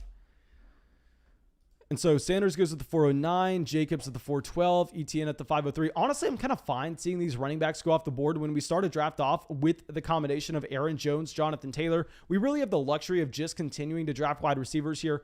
Now, this is something that I've talked about before, but one reason why it sucks so much to be drafting in this range of the draft, like even just say you're drafting here to begin with. I mean, at the end of the first, the beginning of the second isn't that bad. But once you get to the 5-6 turn, the 5-6 turn, you have a dramatic fall off here in the middle of the 5th round where we're just kind of in no man's land. And if we're going to be talking about players we could potentially stack like at the quarterback position with players we drafted previously, we weren't able to get a Stephon Diggs. We weren't able to get a DeAndre Hopkins. So Josh Allen and Kyler Murray are going to be a little less intriguing for us. It doesn't matter too much because Kyler does go here at the 502 anyway. So, I mean, at least we don't have that temptation. Now, Robbie Anderson goes to the 505. That is definitely ahead of consensus for Robbie Anderson. That is intriguing. So let's switch this over. Mike Davis goes. Y'all know Mike Davis is on my do not draft list. I've been saying to fade Mike Davis for I don't know how long now. And I know a lot of people probably want us to go with the Kyle Pitts. Instead, we're probably going to be reaching down ADP just slightly. Josh Allen goes. So we are in no man's land throughout this entire range. I think that I've been on record saying I have an embarrassingly low amount of a Lamar Jackson. And what's great about a Lamar Jackson and why I think that we're going to start taking him here in the no man's range of the draft is with all these other quarterbacks, like with the Josh Allen, with someone like a Kyler Murray, while yes, they do have their rushing upside, also a big reason that what makes them so valuable is you can bet on the passing volume to go along with that. So if they do hit in fantasy, you're going to be expecting that they do come through with a decent amount of yards, a decent amount of passing touchdowns, and everything in between. And that is why their wide receivers are going to be so appealing in that outcome where you really want to make sure you're having a DeAndre Hopkins. You want to make sure you're having a Stephon Diggs when you draft those players. Whereas the Lamar Jackson, stacks are going to be a lot less important because this is someone that can simply hit for fantasy purposes without any of his receivers, without Mark Andrews even performing well. So that's a big reason why I do really like a Lamar Jackson. And I think when we're in no man's land here as well, I mean, we have McLaurin, Mike Evans at receiver, so it's not a desperate need for us. Do we just take a TJ Hawkinson? We're probably just going to go with a TJ Hawkinson here. This is going to allow us to only have to draft 2 tight ends in this league. So yeah, let's go with a Hawkinson. We're going to go QB tight end here. Obviously, when we take a Lamar in the 5th, it would have been preferable to see Mark Andrews fall to us in the 6th. It does not happen in this draft, but I mean, it is what it is. People are not going to let that happen for us.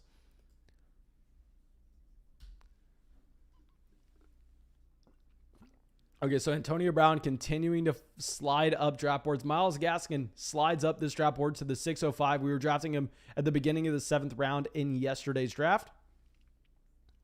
Okay, so Russell Wilson at the 607. Trey Sermon.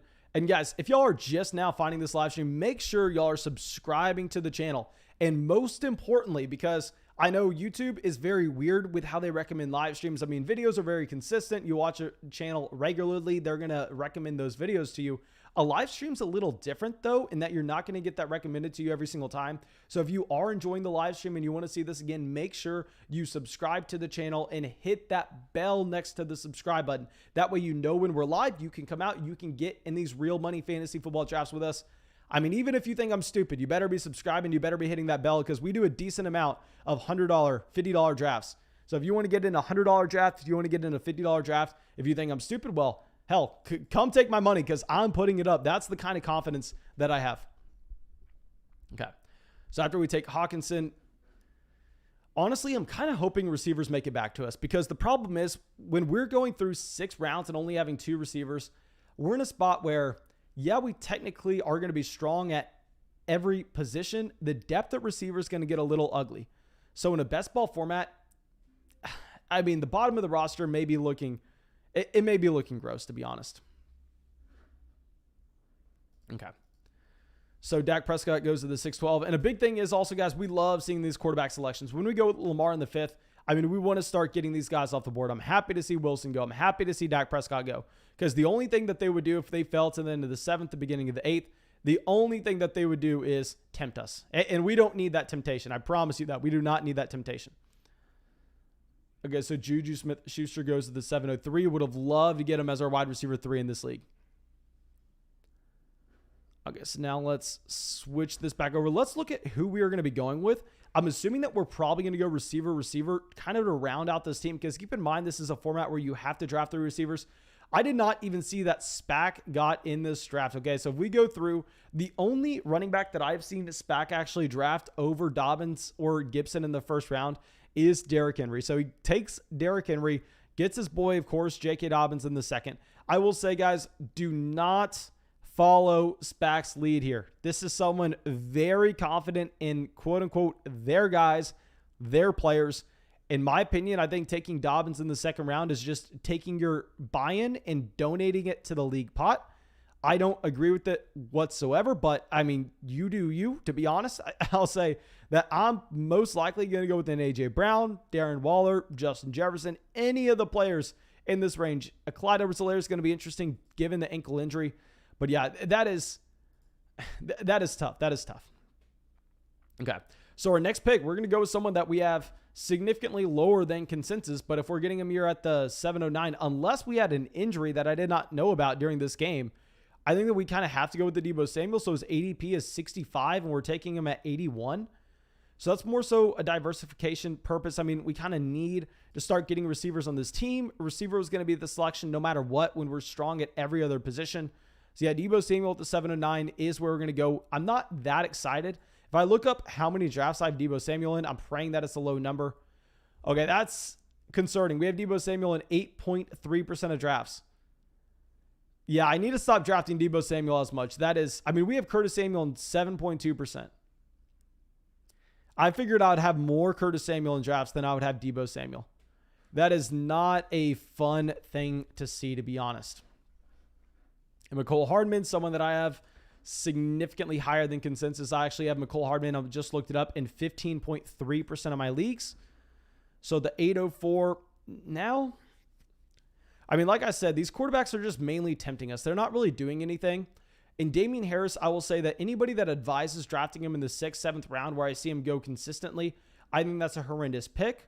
Now he is sliding past his ADP, best player available. When we do take both Aaron Jones and Jonathan Taylor, though, I'm going to be a little more reluctant to go through and just continue to draft running backs.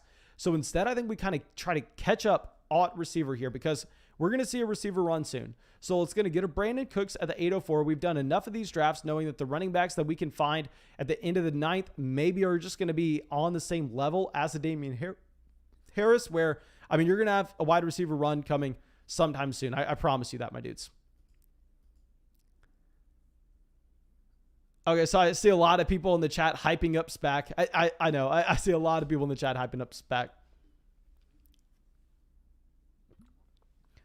Yeah, but here I'm assuming this is probably the beginning of the receiver run. The problem is when we only have 3 receivers in this format through the first 7 rounds, the construction of this team is going to be really tough. Okay, so Rodgers goes to the 808. Did fully loaded get a Devontae Adams? So yeah, he gets a Devontae Adams and then Rodgers in the 8th. I mean, that is just such a nice pairing. You're doing it at a cheap cost as well with Rodgers, where you have these other elite quarterbacks going in this range. And I'll say in a vacuum, I don't love getting Aaron Rodgers there, but at the same time, I think you kind of have to when you draft Devontae Adams in the first. Jared says, did you draft more Josh Jacobs today? Yes, sir. We got another share of Josh Jacobs in the last draft. We got another share of Josh Jacobs in the last draft. Okay, so Logan Thomas goes at the 810. Curtis Samuel. So I guess Damian Harris still falling. So definitely the correct decision for us to go receiver at this 7-8 turn. And like I said, guys, I mean, I've done so many of these drafts that I am absurdly confident with how we can build a roster at this point. I mean, especially when the majority of the times I'm doing these drafts, I'm like working at the same time. Like I'll have them on a second screen where I only have about 20 seconds really to get my pick in. And I just look at our construction real quick. I don't even look at the teams around me and I just click a guy. I mean, I am so confident with my ability to construct a roster. That's why I really recommend.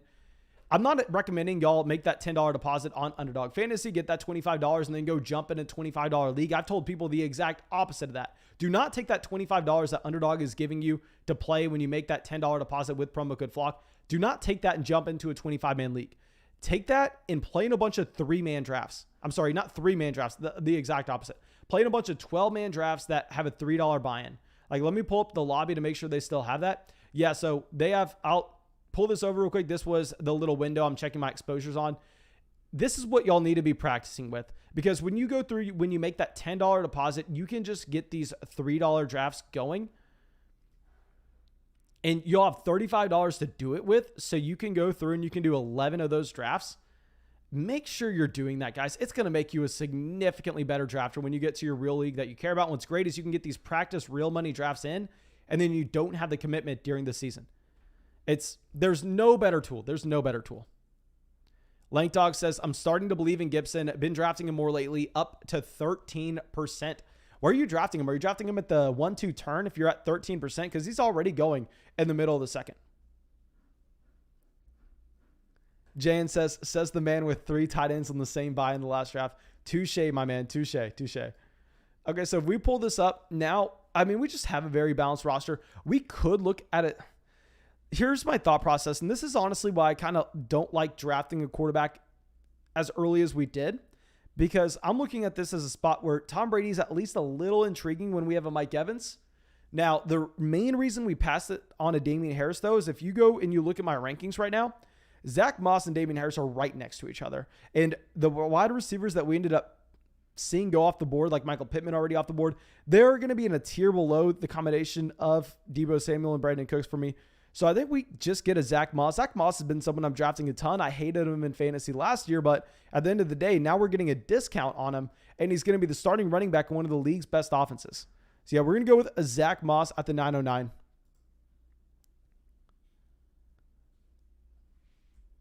Okay, so Spack says, not going to lie, I love that start. Proud of you, Lank Dog. Let's go check out Lank Dog's start so far. Let's see if we can find him out. Okay, so I'm assuming that he's not in this draft. Maybe he sent something in the live chat. Okay, so Henry Ruggs at the 1001. Okay, very, very interesting. It looks like... Okay, I don't know if we can do it. This can't be I'm going to have to cut myself off realistically, because I'm seriously afraid of this. And there's nothing that I would want more than your opinion on this matter, because it's serious. I've been putting way too much money into him. How bad am I for drafting Dallas Goedert in this range? Realistically, how bad am I? Like, is it something that I should never consider in a million years? I think we kind of are just playing catch up on receiver at this point. We're going to go with a Russell Gage. Like, if you look, the receiver pool is about to get real nasty real quick. So if we pass on a Gage here, even if we like a running back slightly more, I mean, the team next round, like what we could be looking at the end of the 11th, the beginning of the 12th, the receiver pool could be so disgusting. I think we almost have to go with the Russell Gage at the 1004. Also, I'm not a massive fan of Kyle Pitts. I think that you're going to see Gage get more passing volume there than a lot of people are predicting. So yeah, I'm going to go with the Gage. Marquez Callaway goes directly after him. I'm just worried with how nasty the receiver position is going to look. I'd assume that we get a run on quarterbacks, a run on running backs around here. But the problem is, just in case a few of these teams decided to grab a receiver, we'd be dead. Okay. So yeah, Spack says, I like Goddard as your tight end too to back up Robert Tonyan. That way your tight end slot is putting up elite numbers each week. Teresa says, terrible choice, reach for Noah Fant. See, that's kind of the tone that I'm getting in those drafts that I've been doing today, because I've literally drafted Dallas Goedert too much. Like, I already pulled up my exposures just to double check real quick. Maybe Underdog updated it after the last draft and maybe we're a little higher now. Yeah, we're 13% on Dallas Goedert. That is way too rich. That's way too rich. Ian says, would you have drafted Rondale Moore over Russell Gage if he fell to you? I definitely would draft Rondale Moore over Russell Gage if he would have fallen to us. I think Rondale Moore has more spike week potential. So Spack ends up going with a Dallas Goedert after saying draft Tonyan and Dallas Goedert is your second one. That way you have an elite tight end each week. Don't know if I agree with the thought process that Robert Tonyan is an elite tight end. I will say, looking at this tight end landscape, the worst pick out of these guys, Juju Smith at the 908. I cannot get behind taking Juju Smith over Dallas Goedert, even with Dallas Goedert falling. I mean, I think that's an egregious pick, to be honest. Yeah, I do not agree with that pick whatsoever. Tannehill goes to the 10-10. So let's check out this team at the top of the draft. Let's show off the top of the draft board for anybody just now coming into the stream. And if you're just now coming into the stream, make sure you go down there, drop that like. We're going to be doing another draft after this. But I want to check in on this team here because they've gone very slim running back. They go with an Alvin Kamara at the 103, a Travis Etienne at the 503, and those are the only running backs that they have drafted so far. So not that much different than us. I mean, we have Aaron Jones, Jonathan Taylor, Zach Moss, and we're a little more invested into the running back position. But yeah, this is getting to the point where it's going to be interesting to see what they do. They get a Tony Pollard. I'll say that is fantastic value because all of a sudden, if Ezekiel Elliott gets hurt, who is beating that team? Realistically, who is beating that team if Tony Pollard all of a sudden becomes the top 10 running back in fantasy? Okay, Cruzy says Randall Cobb as a last pick. My man, Randall Cobb goes in like the 13th round, 14th round. Randall Cobb, you can't get him in your last pick. He's going way before then. Spack says Tonyan won't have an elite quarterback covering him. He's arguably the second best option on the Green Bay receiving core and has one of the best quarterbacks throwing to him. But man, you can make the argument with literally any single tight end in the NFL that they won't have an elite cornerback guarding them. That has nothing to do with anything. Travis Kelce is not going to have an elite corner guarding him. I mean, and linebacker adjustments, they're not necessarily being taken into account for, I think, really any tight ends outside of the very top guys in a Darren Waller, in a Travis Kelce, and a George Kittle. So that part of your argument, I don't agree with whatsoever. I'd rather look at the volume and look at how it's bound to regress this upcoming season. And now this is probably back-to-back drafts where we go with Jalen Hurts. I mean, it's kind of saying this, hoping that we get sniped in Jalen Hurts so we don't get overexposed to him. But if I pull up like a Jalen Hurts right now, how much we have drafted him, I have Jalen Hurts in 13.5% of my leagues, which honestly kind of makes sense. Like if I pull up my rankings here, I am significantly ahead of consensus on a Jalen Hurts in a 4-point passing touchdown league, understanding that, yes, he has a very low floor. I mean, it's very possible that Jalen Hurts comes in and he completely flames out. But if we go through, we look at where he was drafted in this draft. I mean, you have 4 quarterbacks going in the first 5 rounds. Then you have 6, 7, 8, 9, 10, 11, 12, 13. Okay, so Jalen Hurts was the quarterback 14 in this draft. Let me pull up my rankings real quick to see actually where I have Jalen Hurts ranked. Keep in mind, guys, I will say also, we've gotten this question before. A lot of people have said, Mason, if I use promo code FLOCK on Underdog Fantasy, we get our rankings in your tiers. Are those rankings and tiers for Underdog Fantasy, or are those rankings and tiers for my fantasy football league? Those are rankings and tiers for your fantasy football league. I'm not giving out rankings and tiers for Underdog Fantasy. I want you to focus more so in your regular fantasy football league and use Underdog Fantasy as a tool to get better at your own draft. So yeah, the tiers that you get and the rankings that you get are for your league. They're not for Underdog. Please don't use them. I mean, definitely use them kind of as a guide for Underdog, but they're not say all be all on Underdog. And now I think we're going to get Irv Smith as our second tight end. We're going to be done at both quarterback and tight end in this draft already. Let's go back down. And right now, we already said that Jalen Hurts was the 14th quarterback that we just drafted here. We actually got him as the quarterback 14, if I'm thinking correctly, in the last draft as well. So if I pull up my rankings, I believe we have him. Do we have him as a top 10 quarterback? Let me pull this up. I have Jalen Hurts in my rankings as the quarterback. I have Jalen Hurts as the quarterback 8. I am that aggressive on a Jalen Hurts in that I think that we're more so looking at him as someone that, yes, he can easily flame out. The offense could crumble if the offensive line is playing poorly again this upcoming season. I'll say, I mean, you really have to understand how injured the offensive line was last year. But at the same time, if you look at his rushing yards per game at the end of last season, it was right up there with a Lamar Jackson. So Jalen Hurts can still be a very, very bad NFL quarterback and be very good in fantasy. We'll definitely say that. Okay. Sir Dilly says 25 minutes left to pick in a dynasty draft on Sleeper. Okay, so my man, I'm assuming that is, thank you for giving me that heads up. I'm going to go over real quick, guys, and I'm in the middle of a Patreon Flock dynasty startup draft, and I'm assuming that that's the draft you're talking about. We have some rookie drafts going at this dynasty rookie drafts going at the same time. Yeah, so this is it. So let me go through my thought process real quick and taking one of these players. Okay, so we're in the 18th round of a Dynasty Superflex startup draft. I guess I can scroll this over. Keep in mind, guys, this is a Dynasty Superflex league, so it's a completely different format.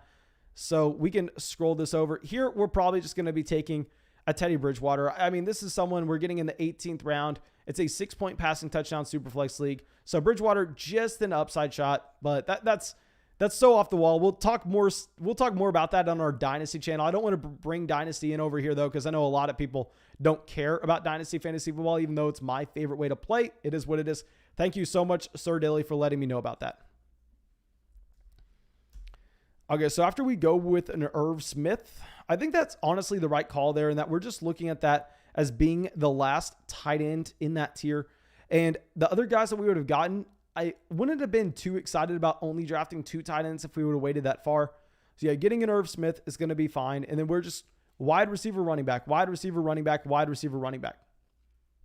Ian says, does Underdog plan to eventually expand to the states that they are not eligible in right now? Yes, 100%, guys. It's going to be happening sooner rather than later. Of course, I am not smart enough to really speak on anything. That's more legislation than Underdog. Of course, if Underdog could be in all 50 states, if they could go to Washington, if they could go to, I believe Nevada is the other one that they are not allowed in, Louisiana as well. If they could go to those 3 states right away, Underdog would be there like that. But the problem is, y'all know sports betting's been illegal for so long now. So it's a state-by-state basis on what they allow.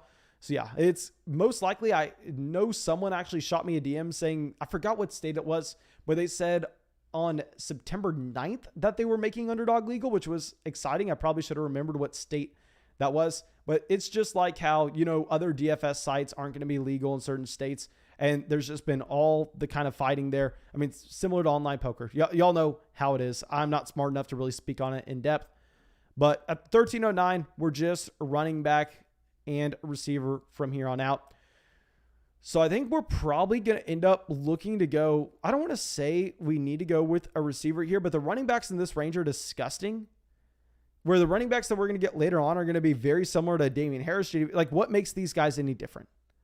So we're just going to get best available receiver. We're just going to get Randall Cobb. None of these guys in this top tier are going to slide in and be a stack with either Lamar Jackson or Jalen Hurts.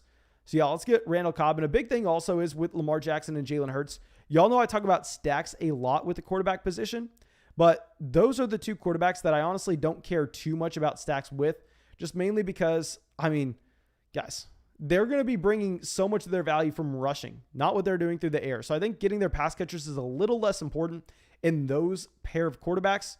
So yeah, we're going to get a Randall Cobb there at the 1309. T.Y. Hilton goes at the 1312.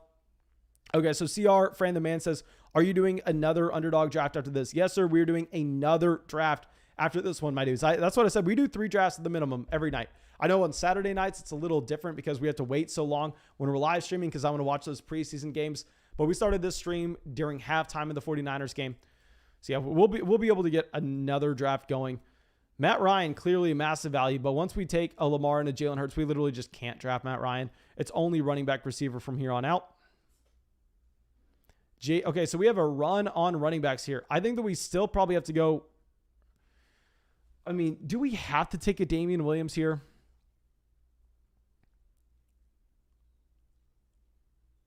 We probably just have to, because I think we're going to want either 5. We're probably going to want 6 running backs on this team.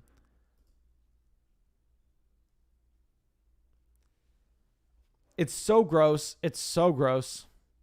I think the receivers in this range are better, but we have to know the room that we're drafting with. And we have to know that we're going to be able to get some more receivers similar to that later on. It's a gross pick. We definitely made the mistake of going with the Randall Cobb in the 13th round. Now that we think about it a little more, it is what it is. We just kind of have to put up with it and kind of live with ourselves. Now we'll say Gronk is actually someone that I'm going to be lowering down my rankings. I talk about this in a video that hopefully comes out tomorrow. But I know Gronk hasn't done anything this preseason because obviously Rob Gronkowski, the best tight end, at least one of the best tight ends of all time, doesn't need to go out there and play in the preseason. But what has been concerning, at least for Rob Gronkowski, is OJ Howard looks healthy and OJ Howard looks good. I think we have to take that into consideration with where you're valuing Gronk. I think that has to be taken into consideration. Okay, so now let me give some shout outs to some new members of the flock subscribing to the channel. We actually have out here CC Flow, Gabriel, Mike, Gilmore, Mela, Kai, Reed, Kyle, Joey, all subscribing to the channel. Thank you so much for joining the flock. Really hoping y'all are enjoying the live stream. And if y'all are enjoying the live stream, make sure y'all go down there. Also, hit the bell next to the subscribe button. That way you know when we go live. That way you can come out to these live streams. Because YouTube is very weird about going through and recommending these. Like literally, if I pull up my phone, YouTube probably won't recommend this live stream to me. I'll probably have to go to the subscription page just to find it. I think it's with how much we upload. Okay, so AJ Green, Marquez Valdez-Scantling, Sterling Shepard, KJ Hamler. I honestly don't even know what we want to see at this point. We probably want to see quarterbacks and tight ends going. Zachary with the donation says, went on a super wide receiver run. What do you think of it? Let's go through and let's check out Zachary's team. Thank you, of course, my man. Let's go and let's look at this. So Zachary is drafting right next to us. He's drafting, and he went 4 receivers in a row. My man, I will say that if you see me in a public league, like if you see me in one of those public puppy or best ball mania drafts, since those are tournaments where I'll explain what those are for everybody at the end. I know you, Zachary, you already know what they are. But in the puppy and best ball mania drafts, I've been doing this exact thing. I've been going 4 wide receivers a lot because in those public leagues, you can come away with great running backs. Like the most common start that I've had is 4 receivers in a row, like Devontae Adams, DK Metcalf, Allen Robinson, and then the fourth, like T. Higgins, and then getting like the combination of Travis Etienne, Kareem Hunt, or Travis Etienne, Josh Jacobs. I've been doing that a ridiculous amount. I will say, once you go through and you construct your team in that fashion, I am not necessarily a massive fan of deciding to go with receivers in this range right here. I think especially with a Rondale Moore, you probably should have ended up going with a Gus Edwards or a James Conner. Not a massive fan of that. Okay, Blake coming out with a huge donation. Jaden coming out with a huge donation as well. Thank you, my dudes. Oh my gosh. We're going to get to both of those. I'll dive in depth with both of those in just 1 second. Let me get some water and let me also go through and my God, thank you, my dudes. And I'll also just make my next pick. That way we don't have to be scrambling all at once. But let's pull this up. We can only go running back and receiver. So we're probably going to want to go with another running back here. I mean, teams have so many receivers at this point that I think we're probably going to get guys falling to us. Even though our receiver room is ugly. There are just so many receivers that we could reasonably draft that I think we kind of have to start getting these running backs. We're just going to get a Geo. We're just going to take Geo. And let's dive into Blake's question real quick. And he goes, 10th pick, took Kelsey/Adams, then Terry/Mixon, then Thielen/Hunt. Was able to snag Javonte Williams and Michael Carter. Should I try to trade for a better running back 2 or hope one of the rookies break out, have more depth at receiver? Okay, so let me just go through and map out this team in my mind. So right now your running back 1's Mixon, your running back 2's Kareem Hunt, and then you have Javonte Williams, Michael Carter. Personally, if I was going to try to leverage anybody in a trade, given the depth that you have at the running back position, because I honestly think that's a pretty strong running back room, considering the fact that you get an elite tight end, you get the tight end 1, you get the wide receiver 1, both in this draft. I think considering the fact that you're so strong at those positions, you are decent at running back where you have enough depth to get by with. So what I would potentially look to do is actually, if we were going to package anybody, I would be trying to package a Michael Carter. I don't necessarily think that we would just be pigeonholing ourselves into the fact that we need to be upgrading our running back 2. I think we give ourselves a little more flexibility than that. Real quick, we're going to take a James White, and we're just going to get 2 receivers at the end of this draft. So I think don't pigeonhole yourself into going, we need to upgrade from Kareem Hunt, because you have a lot of outs and that we could see Kareem Hunt or Javonte Williams both stepping up in a massive roles depending on how things play out through the beginning part of the season. So I'll say, if I was going to be willing to do anything, I'd probably be willing to package a Michael Carter. Maybe you go through and get a little more creative with it. And instead of packaging up from a Kareem Hunt, you package up from a Joe Mixon, trying to get to like a Jonathan Taylor or something like that. I'm fine. Maybe I'm a little biased here just because you know how much I love Kareem Hunt in fantasy. So maybe if I was smart, I'd be telling you to go through and make the package you're already suggesting. But I think probably just try to get a little more creative with it. And also, guys, I will say that if y'all want in-depth fantasy football team breakdowns, like y'all can literally pull up my Patreon right now. I'll send out a link to the Patreon in the live chat. I'll be able to get you a much better team breakdown where I actually spend a decent amount of time making a podcast for your own fantasy football team once you join Patreon, and it's uploaded on Patreon as a as a audio only podcast, not going to have any video with it. But yeah, so definitely do that. I mean, that's going to be, I think that will be better. I think that'll be better. And then Jaden comes out, says, I traded Justin Jefferson and J.K. Dobbins for Ezekiel Elliott. Team is now Tannehill, Eckler, Zeke, A.J. Brown, Robert Woods, Travis Kelce, Darrell Henderson. Thoughts on the trade? Also appreciate your content. Been here since day one. Yes, Jaden, I know you've been here, especially in the live streams last year. And what I will say is, if you told me this trade in a vacuum, like you told me this was happening in a deep dynasty format, I'd go, oh my God. Why would you do a trade like that? But in a specific shallow league where if you're only starting 1 quarterback, 2 running backs, 2 receivers, 1 tight end, 1 flex, we have to make the adjustments necessary to understand that the studs at the top are going to hold a tremendous amount of value compared to those players and the depth that you're getting underneath. So I actually do like that trade in only that very specific league format. I know you have told me before what that league format is that you're playing in. I can't remember it off the top of my head. So I'm telling you right now what I would like it in. Now, if you have to play multiple flex spots, if you play 3 wide receivers instead of 2 wide receivers in a league like that, I don't like it. But in a league where you only start 2 running backs, 2 receivers, and a flex, obviously quarterback, tight end, but you get the point, then I actually like just going out there and getting that stud. Okay, so now let me switch this back over. So we're going to go running back and receiver real quick. Actually, no, we're not looking at running back anymore. We're just going back-to-back receiver to end this draft. So Donovan Peoples-Jones does look more and more intriguing by the day. So we're just going to get Donovan Peoples-Jones here as our next receiver, our wide receiver 6. And then in the 18th round, it looks like if we go back, if we're looking at this draft board, we did have a decent running back run after we took a James White. So I'm really happy that we went with a running back here instead of a receiver, because the running backs that we would have been looking at with this Donovan Peoples-Jones pick would have been disgusting. Disgusting. So I am happy that we ended up going with the James White. And this is more so just getting in these practice reps and really understanding the feel of the draft and the dead zone that you're going to find with certain positions. So that's also why we ended up having to reach on a Damian Harris here, where I probably preferred to go with at least one of the receivers in that range, but we kind of had to. Spack says, rate my overall team, not where I drafted people. Okay, I will get that rating, but my man, those two go hand in hand. Those two go hand in hand. So let me first get my next pick off the board real quick. So with our next pick, we're most likely going to end up going... Okay, so CJ Uzama ends up going here. Jake Funk at the 1801. Jake Funk looks like he is going to be in a split backfield with an Xavier Jones if anything were to occur to Darrell Henderson. So now at the receiver position, I am like fully on board. I don't know if I can be drafting Deshaun Jackson. It's just... I just don't see a reasoning for it. I think that we would rather just have someone that could win a role in their offense. We're just going to go with the Josh Palmer here.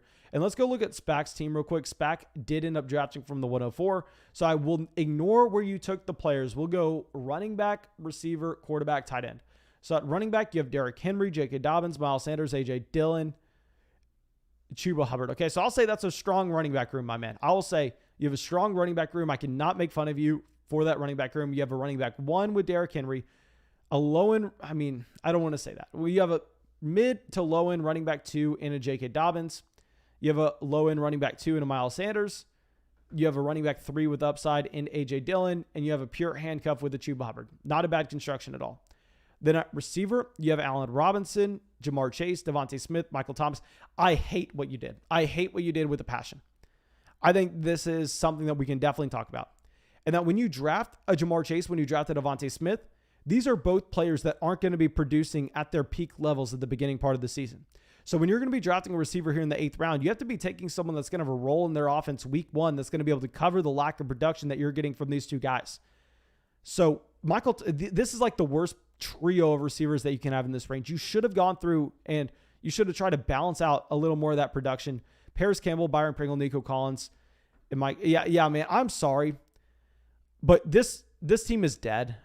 And it sucks. You drafted a lot of receivers. I think you went with the right amount of players. Like you go, I think also you probably shouldn't have taken a Zach Wilson here. You should have gone with another receiver when you take Fields and Tua. I'm not going to kill you for the Zach Wilson pick. Maybe that's fine.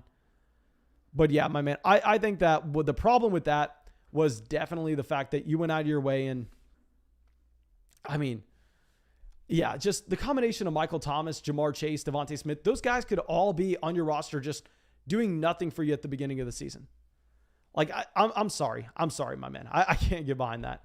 And let me go through. Let me set up another draft for us. I'm going to send out a poll right now. What y'all want between a $10 draft.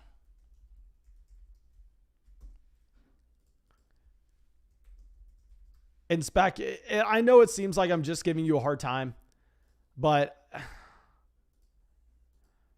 I really just want to hammer that in because, you know, I very rarely say something I know is 100% correct. Like maybe you want to actually go with 3 quarterbacks there, but the receiver profiles that you went for, just completely wrong. Like just the construction didn't make any sense.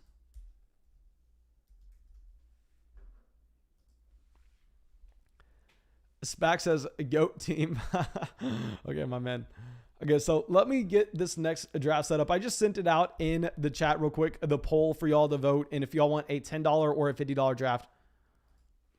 And also put an option saying like the damn video. If you have not dropped a like on the video yet, make sure y'all do so. That way also, if you're not going to play in a league, y'all can just vote on that. Okay, so now let's switch back over.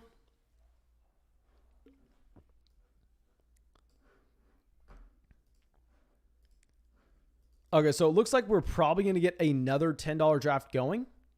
And honestly, when we were doing $5 drafts, I definitely felt the need to go through and throw in a $50 draft, $100 draft into every stream. But I think $10, if we're going to be doing like 4 of these every night, that's like a good mix, being able to get a bunch of people out here. So yeah, we're going to get another $10 draft going. If we hit 500 likes on the live stream after this draft, if we hit 500 likes on the live stream when this draft is over, we'll go through and we will get a $50 draft going after this one. Okay, so let me grab this link. This is going to be a private draft. Don't join the draft. That's going to be in the public lobby. So I'm grabbing this link and I'm going to send it out.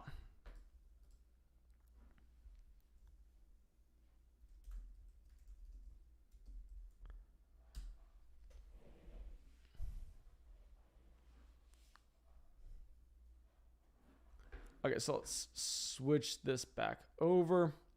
Okay, so I'm assuming this is going to fill like ASAP. These $10 drafts, they fill very, very fast. Like if you don't click on it in 0.00001 seconds, you have no shot to get in. Okay, where are we drafting here? Give us a pick over here. Give us a pick on this end. The 108 again. I mean, I know this is seeming like it's only our 3rd time getting kind of a crappy draft pick down here at the 108. But I've spent all day drafting today, just anywhere from like the 106 to I got some picks at the 110, 111 range. So this has been a consistent process of us getting these late picks. Okay, so, and also guys, I know a lot of people are saying do it at 400 likes. I promise you, I guarantee you, if everybody in this live stream that has not dropped a like on the stream right now dropped a like, we would get extremely close to 500. I can say that with confidence based on what we usually say when we set a goal for, X amount of likes and we'll do another draft. For whatever reason, like it seems like 99% of people that hang out in the stream do not drop a like on it for whatever reason. Okay, so at the 108, one thing that I've done, and I don't know if this is something that I could be really wrong with, because I know a lot of people say it's like one of the best picks that you can have in the first round is a Travis Kelce. And this is something that I need to think about because we're going to be looking probably at a Travis Kelce potentially at the 108. But for whatever reason, whenever we draft Travis Kelce, I hate the way our team looks. And I think it's more so me just having a monkey brain and not necessarily understanding the mathematical edge that Travis Kelce gives us in a league like this. Because like I said, a lot of people a lot smarter than me say that Kelce is a fantastic pick in the middle of the first round here. It's just so hard, in my opinion, to pass up on those receivers and running backs. So you have Derrick Henry, Ezekiel Elliott, both falling. You have Devontae Adams, Tyreek Hill, Travis Kelce, all going here. So you got some running backs falling in this draft. Looks like we're going to be drafting either one of Derrick Henry or Ezekiel Elliott, whoever falls to us. Henry goes, so we're going to get Ezekiel Elliott here at the 108. This is going to be not back-to-back drafts, but this is going to be our second draft today where we have taken Ezekiel Elliott. Jaden coming out with a start-sit decision saying Mike Davis versus the Eagles or Darrell Henderson versus the Bears. Oh my God, this is going to give me some flashbacks to answering these questions every single night last year. Okay, so obviously the Bears are going to have a significantly better defense, but you're going to expect the Rams to have a better offense. I'll say... Man, that is a hard question. My mind is so broken right now where I'm having a hard time comprehending that. I'll probably be going with Darrell Henderson, to be honest. I mean, mainly it's me not liking a Mike Davis, but we'll probably go with Henderson. No Chill Bill coming out with a donation says, bring out Miley and the likes will absolutely skyrocket. I'll say, my man, with Miley, the problem is getting her in here without tripping up any of the lights or any of the cords. I mean, we have a lot going here for the live stream, so I've kind of had to lock her out of the room for right now. Maybe at the end of the live stream, I'll bring her in. Maybe at the end of the live stream. Okay, so Eckler goes to the 201. So I'm kind of fine with anybody making it back to us at the 205. I have one guy in mind that I would love to have, but I doubt that it's going to happen, to be completely honest.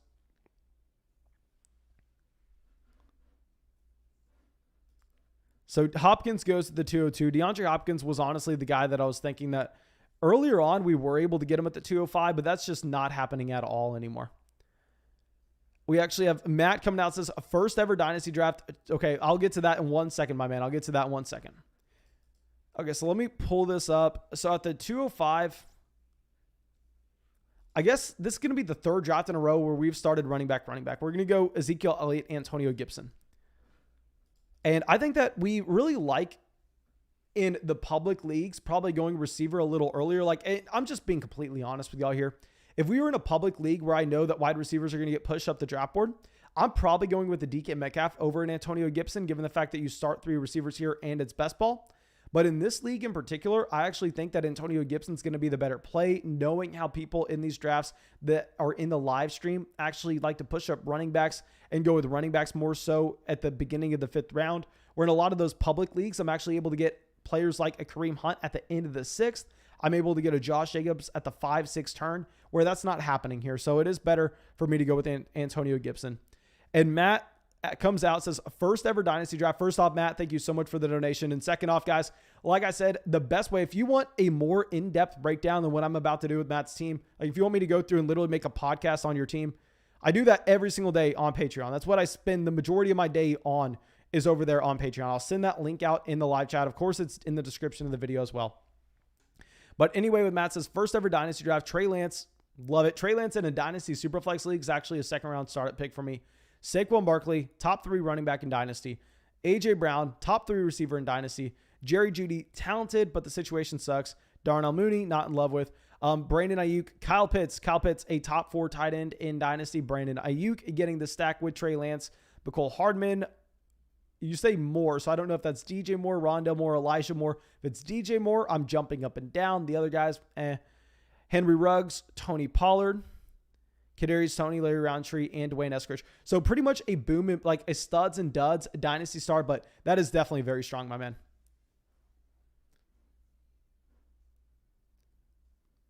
Okay, so Keenan Allen at the 303, George Kittle.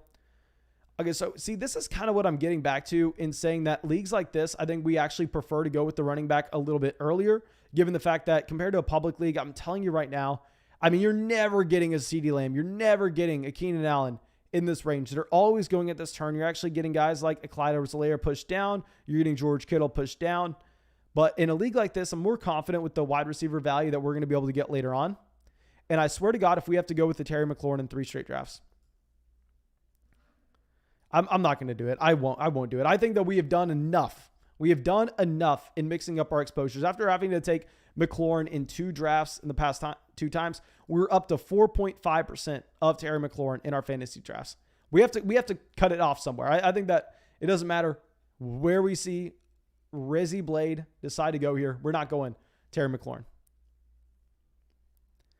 He goes Chris Godwin. So we're just going to go with an Amari Cooper over. Actually, let me look up how much Amari I have. Because the big thing is in the public leagues, so Amari I have in 13.5%. Terry McLaurin I have in 4.5%. Terry McLaurin is significantly higher in ADP. In those public leagues, I'm never going to have the opportunity to drop McLaurin here, so I can always get Amari Cooper here. This is going to be called the Terry McLaurin live stream. We also have Antonio Gibson here, so I guess we're making a bet on the Washington football offense. This is making it seem like I like Terry McLaurin. I will say, if you are a new member of the stream, if you pull up my rankings here, I'm going to have Terry McLaurin significantly lower compared to consensus.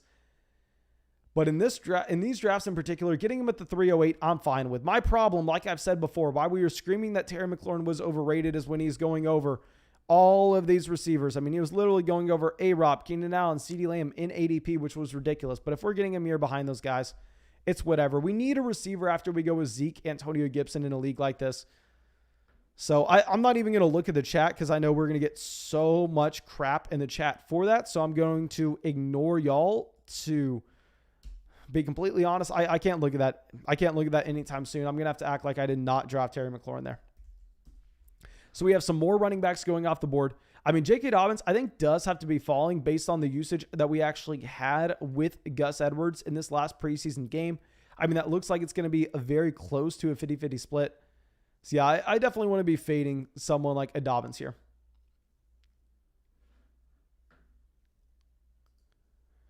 Okay, so now let's see Cooper Kupp at the 401. I would have loved to have Cooper Kupp falling to us.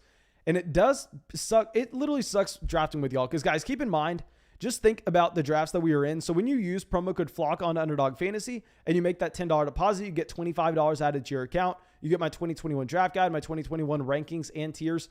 Every single person that's drafting on Underdog Fantasy with us right now, they all have that. So they all know exactly how much I love a Chris Godwin. So they're going to be drafting Chris Godwin here at the 307. We're in a public league. I'm going to be able to get Godwin here at the 405 almost every single time. So here I guess we get a Mike Evans again. I guess we're drafting Mike Evans yet again. This is going to be back-to-back drafts where we have the combination of Terry McLaurin and Mike Evans in the 3-4 turn. I mean, DJ Moore even goes before him this time. Brandon Ayuk goes before him. We need a receiver here. You have to start 3 receivers. We started this roster off back-to-back running backs with a lot of touches. Antonio Gibson, elite level upside. I know a lot of people want to point to Christian McCaffrey. I actually think that he is more like a running back, like a David Johnson going into his second year if you look at the profiles of the two players. But yeah, I think that an intriguing team. I'm not signing up with it very often. C. Fran, the man, says, I signed up with code FLOCK. You said code CLOCK. Okay, you're saying I signed up with promo code FLOCK. Awesome.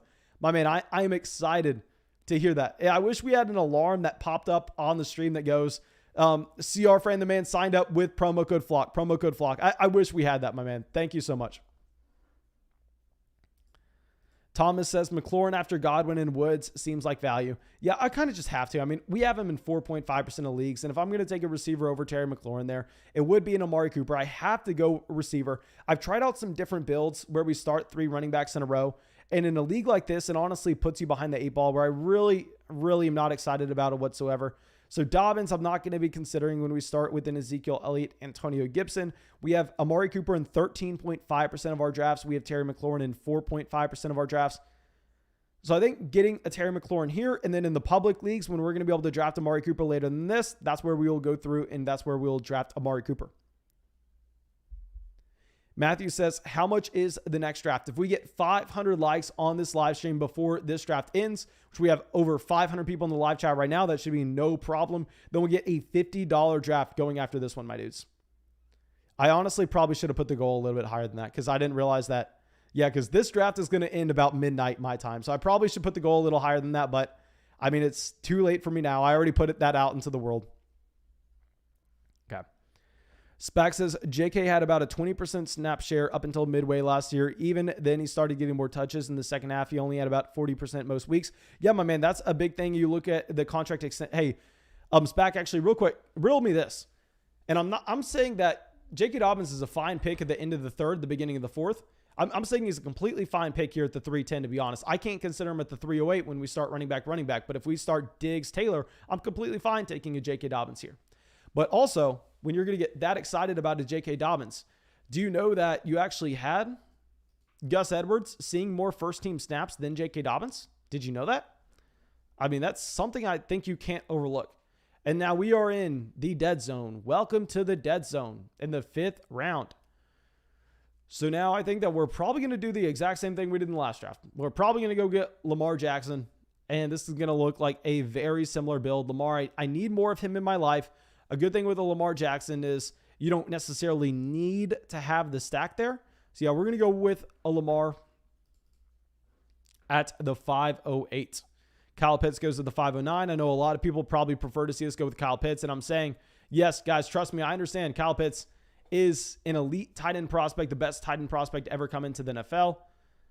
But at the same time, I mean, this is someone that he's a rookie tight end at the end of the day. I think taking him over Hawkinson, taking him over Andrews is just extremely aggressive, where I can't get behind it when TJ Hawkinson's literally coming off a top 5 tight end season at 23 years old. Just historically, it seems like a really bad bet to be taking Kyle Pitts over those 2 tight ends. And I'll say a lot of people smarter than me are saying that Kyle Pitts is a good pick there. A lot of people. So Andrews goes to the 5'11". Obviously, we hate to see that Andrews selection, just given the fact that when we take a Lamar Jackson here, we want Andrews falling back to us in the 6th. Okay, Ravizzi says, is Deshaun Watson a good pick in the last round? There is not a better pick that you can make if you have access to the waiver wire and at the same time you are playing in a 1-quarterback format. There is not a better pick that you can make than a Deshaun Watson in the 1st round. And hear me out on this. Because when we're talking about the last round pick in your standard fantasy football league in 2021, what is your goal with that pick? Like realistically, what are the player options that we're going to be looking at? So if you think about it from a macro sense, the goal with that last pick, understanding that 9 times out of 10, well, here we're going to go with an Odell. We're going to go with an Odell here, mainly because I don't want to take a Hawkinson and have the same exact build. So we're going to get our 3rd wide receiver, 10 picks behind his ADP, Odell Beckham Jr. at the 605. But if you're talking about your last pick in your fantasy draft, what should we be trying to accomplish? We should be trying to accomplish getting a player with the most upside possible that we're going to know how he's performing right away. I mean, in a macro sense, that's exactly what you want, because we know after week 1, you are going to have a handful of guys that you desperately want from the waiver wire, and you're going to have to cut someone from your team to go and pick those players up. So if you, in your last round, get someone that you may like that has a lot of upside, maybe you go get a Rashad Bateman, but he's injured right away, you're not going to be able to have the clarity on, oh, can I go get the next James Robinson? Can I go get the next Myles Gaskin? Or do I have to hold on to Rashad Bateman, who we drafted in the last round? If you have a Deshaun Watson, it is literally the perfect situation where there are one of 2 options. Deshaun Watson is playing. Deshaun Watson is an elite quarterback. And I'm not even saying this is likely. I'm saying even if this, in this hypothetical world, say this only happens 5 to 10% of the time, all of a sudden you just got a top 3 quarterback in fantasy for literally nothing, and you can go through and you can build around that player. Whereas even just saying, I'm not even saying these numbers are accurate, but just saying this hypothetical world that we could live in, 90% of the time, Deshaun Watson is not playing. Okay, perfect. Now we know who we're cutting. Now we know what we can actually go do and make a waiver wire move. So Deshaun Watson is the perfect pick in your last round because it is all upside and you're going to have clarity one way or another. It's not going to be, oh, is Deshaun Watson playing 2 quarters this week? Are they going to let him play 60% of the snaps? No, he's playing or he's not. And that's what you want. You want elite upside with clarity that you can get in your last round. Deshaun Watson is perfect. Okay, so Devontae Smith goes at the 701. Hawkinson did go at the 606. Let me know what y'all think between Odell Beckham Jr. and a TJ Hawkinson here. So in the last draft, we actually went with Hawkinson. We didn't have an option to go with Odell, given the fact that Odell went significantly before that. Like I said, is actually 10 picks behind his ADP.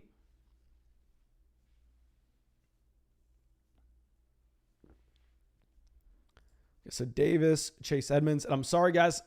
I know my throat and my voice is going out, but cut me some slack. We're just making videos, just making podcasts, just streaming all day. Okay, so let's pull this up real quick. So at the 708, we can honestly start to look at running back here if we wanted. Now I'll say that we're not wanting running back here. I mean, by far and away the best value is receiver. Like you literally just look at ADP. Y'all know I'm not a fan of either one of Damian Harris or Raheem Mostert. I think these are running backs that you don't want to be touching whatsoever. So yeah, we're just slamming receiver with this next pick. We're going to get back-to-back receivers here, to be honest. I mean, it doesn't matter. It doesn't matter if after we take this next receiver, every team between our next 2 picks, if they go receiver, we're probably still drafting a receiver, to be honest. Okay, so with this next pick, I hate to look like I'm just being a slave to ADP, but it's going to come down to Gallup or Mike Williams. Now, what I will say is Mike Williams is someone that I have very little exposure to. Like if I pull up Mike Williams right now, I have him in 4.5% of drafts. Let's just go get a Mike Williams. I mean, let's just draft Mike Williams at the 708. He is a boom or bust player in a regular league where you submit your starting lineup each and every week. I'm going to be a little less excited about a Mike Williams, given the fact that he has an extremely high average depth of target, and it's going to be very hard to know exactly when we need to be starting him. So the clarity isn't going to be there, but in a best ball format like this, I mean, he's going to be playing every single week. He's going to be running a ton of routes. He's going to be having in a very high average depth of target attached to one of the better quarterbacks in the NFL. So yeah, we're going to get Mike Williams at the 708. Okay, so I see some people in the chat are talking about handcuffing. Guys, y'all know how much I hate handcuffing. I mean, I don't even want to get into it right now. I think that there's nothing that shows that you are new to fantasy football or you don't really understand the objective and how you maximize the upside in your roster in fantasy football than handcuffing your running backs, to be completely honest. I think that's like the worst thing that you can do. Okay, so Brandon Cooks at the 712, Tyler Higbee at the 801. So Higbee looks like a little bit of a reach here at the 801, but what I want to remind everyone is when you're picking at the end right here, it's so hard to call any player a reach, because if you're picking at the 108 like us, the 107, the 106, the 105, I mean, with those picks, you really have the luxury of just kind of sitting back and letting value come to you, where when you're picking at, like, say, the 801, I mean, if you want a Tyler Higbee, it's not like you know you're going to be able to wait 24 picks until he's back up on the board. You don't necessarily have that luxury. And just like I said, guys, we're going to go back-to-back receiver here. I mean, it was never in question. We're going to go with the guy that we have drafted a ton of in Will Fuller as our wide receiver 5. So it's going to be a very balanced start. We're at quarterback. We have an elite guy in a Lamar Jackson. I've already talked about why we want to be taking Lamar Jackson when we don't have the potential to stack our players, because Lamar's the one quarterback you don't necessarily need a stack with. Then we have Zeke, Antonio Gibson in here to get some guaranteed running back touches. Then at receiver, we have Terry McLaurin, Mike Evans, Odell Beckham Jr., Mike Williams, and Will Fuller. So yeah, I think that probably we did a decent job catching up on receiver. I mean, we have drafted 5 receivers in the last 6 rounds, with the only other player being a Lamar Jackson. So I think that's more so like the range of the receivers that we want. In a public league, those are going to be pushed up the draft board on Underdog. And if y'all don't necessarily know what I'm talking about when I say a public versus a private league on Underdog, so all the drafts that you're going to see on the live streams, these are all private drafts that I'm sending out in the YouTube live chat for y'all to join and play with me. Whereas when I'm drafting in the middle of the day, because I'm in a ton of drafts during the middle of the day, I mean, I'm going up against random people online. And what's very unique about Underdog Fantasy is while I'm entering into these 12-man contests, of course, you're going up and you're playing against 11 other owners in your league. If you get in one of the top 2 finishes in that, you actually get entered into a tournament for the fantasy football playoffs, where you have a ability to go through and either win $1 million at the top if you entered into a $25 league, or if you entered into a $5 league, you have the ability to get $200,000 at the very top. And keep in mind, they're like ladders all the way down. You get paid money for winning your own league. You get paid money for getting second place. You get paid money for getting third. But in those public leagues that we've been doing, of course, trust me, guys, I mean, there's nothing more that I want for me to go through and to be able to say I won the $200,000 or won the $1 million league on Underdog Fantasy. Just to be able to like put that in my Twitter bio and just be able to preface every single YouTube video with that, or reply to every single hate comment with that. Oh, it would be beautiful. So that's the main reason I'm doing it. But I'm drafting in a lot of those public leagues, and a lot of those public leagues, if you're going to get in them as well, I will warn y'all, receivers are going to go early and often, where we're really not going to have the ability to even draft like a Will Fuller or Mike Williams in the 7th, 8th round, to be honest, especially at the picks that we got them. So you want to be going with running backs a little earlier, where we're on the clock now. I mean, we have such a gift falling to us in a Logan Thomas. I mean, Logan Thomas literally running every single route with the first team. Every single time that team goes to pass, Logan Thomas is out there running routes. So getting him here at the 908 is going to be nice. It does suck to see that we're not getting a Ronald Jones falling back to us. But when we start with those guaranteed touches at the very top of the running back position, I think we are going to be fine. Okay, so Trey Lance at the 910. I'll say, y'all know nobody likes Trey Lance more than I do, and I've been screaming that Trey Lance was underrated for a very long time. But now that he's going in the 9th, it's hard for me to take him in the 9th when Rodgers is going in the 8th. I mean, when we can get guys in the 11th round like a Jalen Hurts, it's hard to take Trey Lance in the 9th. Jeff coming out says, Mason, you hit 31,000 subscribers with this stream. Congrats, bro. Do a $100 draft next. But man, first off, thank you so much for the donation. And like I said, guys, if we hit 500 likes in the live stream, I'll get a $50 draft going next. I promise you I'll get that going. And if I look at how many views we've had on the live stream so far, we've had 4,000 views in the live stream. So 500 likes, well, I mean, we hit that all the time. That's not a high bar whatsoever. Okay, so now let me see exactly how many subscribers we have. We have gotten a lot of subscribers this live stream. Let me check it out. So I knew we were about to hit 31,000. So of course, thank you everybody for going down there, subscribing to the channel. Yeah, so we are at 31.04. Big day for us, guys. Thank you all so much for coming out, dropping likes in the live stream, subscribing to the channel, showing your support, just hanging out with me in the live chat. I mean, y'all hanging out with me in the live chat makes my night every single night. And let's pull this back up. I think we probably go back-to-back tight end here. So I'm kind of just going to be saying, you know what? I'm done being the sucker drafting a Dallas Goedert. I've taken Goedert in so many leagues. I think if we get, you know what? We probably need to go running back, to be honest. We probably need to go running back. Let's get someone that I've very rarely drafted. Let's get Melvin Gordon. If I pull up how many drafts I've drafted Melvin Gordon in, y'all know I'm a massive fan of Javonte Williams. Javonte Williams, clearly the running back to have there. Don't try to give me some beat report nonsense that Melvin Gordon's the starting running back. I will pull up the amount of leagues that I've drafted Melvin Gordon in right now because y'all know I do hundreds and hundreds of drafts on Underdog Fantasy. So, I mean, I'm going to have a very good idea of exactly how much I like Melvin Gordon. And I have Melvin Gordon in, for whatever reason, every player that we pull up, I have them in 4.5% of leagues. Just like we had Terry McLaurin, I have Melvin Gordon in 4.5% of leagues. That's about half of what you should expect from an average standpoint of the ownership on a player. So yeah, I almost considered going Noah Fant to get our second tight end in here, but I think getting a Logan Thomas in the 8th does allow us to go with the running back. Now, the real question is, do we prefer Ronald Jones and Noah Fant, or do we prefer Logan Thomas and Melvin Gordon? I probably prefer Ronald Jones and Noah Fant, so maybe that's an adjustment that we need to make in the next draft, is being a little less excited to just jump out of our chair and go and grab a Logan Thomas there in the 9th if we think that we can get Noah Fant in the 10th, and we just kind of take a Ronald Jones, because I definitely prefer Ronald Jones over Melvin Gordon.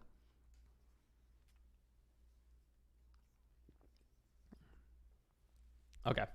So yeah, Teresa says another Washington player. Aaron says you got to take Fitzy now. Yes, I'll try to get him on this team.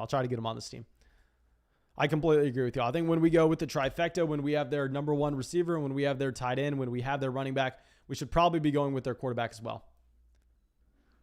So Emmanuel Sanders at the 1101. So it was interesting that like last time we looked at the board, like let's pull this back up. We saw that there were really no receivers that were best player available. I mean, I guess now that you're probably going to have a run on these guys, but that's why we went with receivers early. I mean, that's why we got a Will Fuller. That's why we got a Mike Williams with the last 2 draft picks, and that we kind of needed to be honest. Let's scroll this back down. Actually, we'll move this back over here. Okay, so James Conner at the 1103. Bobby Lee says, Gordon going to make Javonte truthers cry this year. My man, I'll say that. I think it's going to be probably a split backfield to start the season. I bet by the time we get to the end of the year, like when you're in the fantasy football playoffs, that's when Javonte Williams is shining. So I'll say in a private league, like a private draft that we are doing like this, then we don't have that tournament at the end. We don't have the fantasy football playoffs. It's just who can score the most points during the year. And in a format like that, I definitely prefer Melvin Gordon a little more than we would in a league that has the fantasy football playoffs where the production at the end of the year matters so much.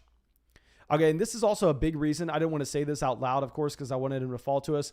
But a big reason why we didn't take a tight end with our last pick is we were literally in the same exact situation in the last draft, and we ended up getting Irv Smith falling to us. Now, let me double check the bye weeks. Yeah, so we're good with bye weeks. We can either take a Leonard Fournette or Irv Smith, depending on what we think would be better for this team. Now, this is difficult. I'm not a massive fan of Leonard Fournette. Like, if I pull up how many leagues I've drafted Fournette in, and obviously Gio getting usage on third downs is not good. I swear to God, it looks like I'm lying, guys, but I mean, I have Leonard Fournette in 4.5% of my leagues. I have no idea how everybody that we have is in 4.5. Let's just get Fournette. My initial plan was to actually get a tight end in Irv Smith with this next selection. But I think if Fournette's going to be the last running back in that tier, and we kind of need to be going with someone considering we passed on running backs in rounds 3, 4, 5, 6, 7, 8, 9. We kind of need to be playing a little bit of catch up. So let's get a Fournette at the 1108. I'm not that excited about it. And to be honest, I mean, I think if we go back and look at it, the combination of Ronald Jones, Irv Smith, way better than Logan Thomas, Leonard Fournette. So I am regretting what we did in the 9th round here, even though I do really like Logan Thomas, just the way the board shaked up. I don't necessarily think it did us any favors. Okay, so Lindsey at the 11. 11, of course, we love seeing those running backs go off after we get Leonard Fournette. Now, it does suck seeing both Irv Smith and Mike Gesicki get drafted. Both of those tight ends were, in my opinion, the best tight ends available. So I think that we're honestly probably not going to be looking at tight end in this next round once we have those guys go off the board.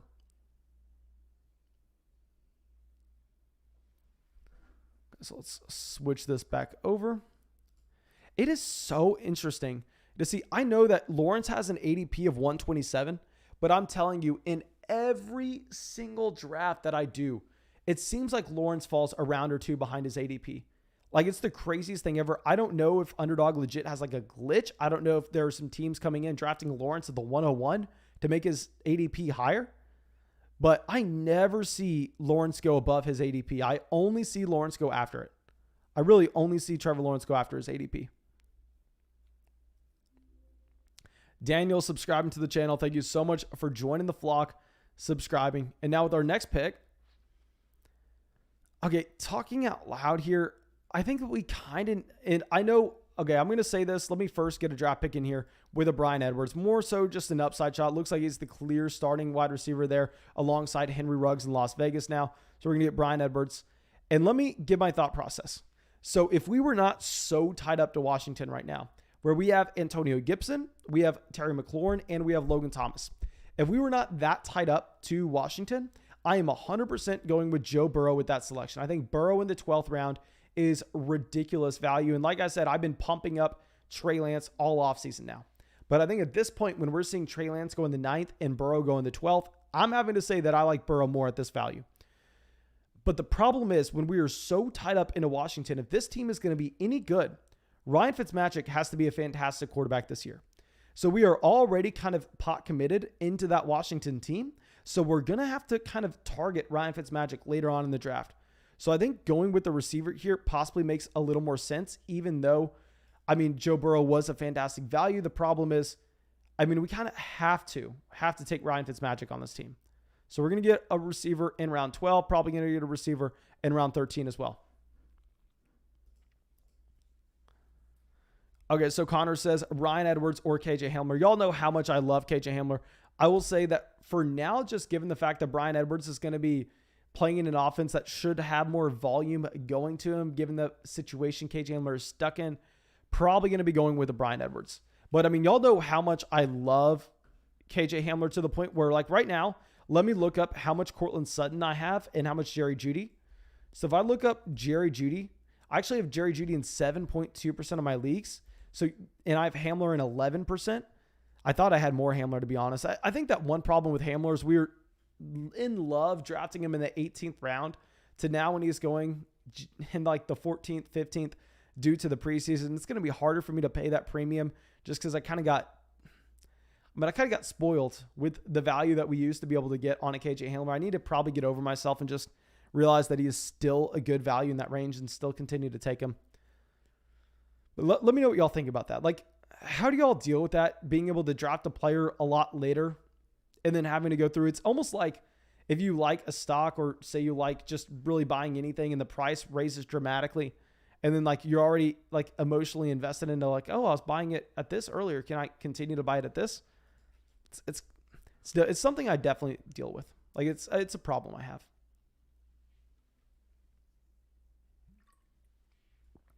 Okay. So with this next pick, we're probably going to take another player that's been falling in fantasy drafts this late. Okay, so now Adam Troutman goes. So Troutman goes, so we're probably actually going to want a receiver here. How much Randall Cobb do I freaking have now? I swear to God, I take him in every single draft. Okay, we have him in 10% of leagues. I'm just going to take him again. It is what it is. We're going to take Randall Cobb here. I'm telling you right now, if we want to have a profitable season this year, we need every target in Green Bay going to the combination of Randall Cobb and Davante Adams. When they get to the red zone, they better not be looking in the direction of Robert Tonyan. I mean, if I look at, like I said, we already have 10% Randall Cobb. Davante Adams, I have in 20.7% of my leagues. If I go over and we look at Robert Tonyan, I have Robert Tonyan 6.3%. Yeah, so Robert Tonyan needs to be someone getting no usage whatsoever. And we have Rodgers and 10%. So I am happy to see that we have Rodgers a decent amount as well. So we're just kind of banking in on that Green Bay offense.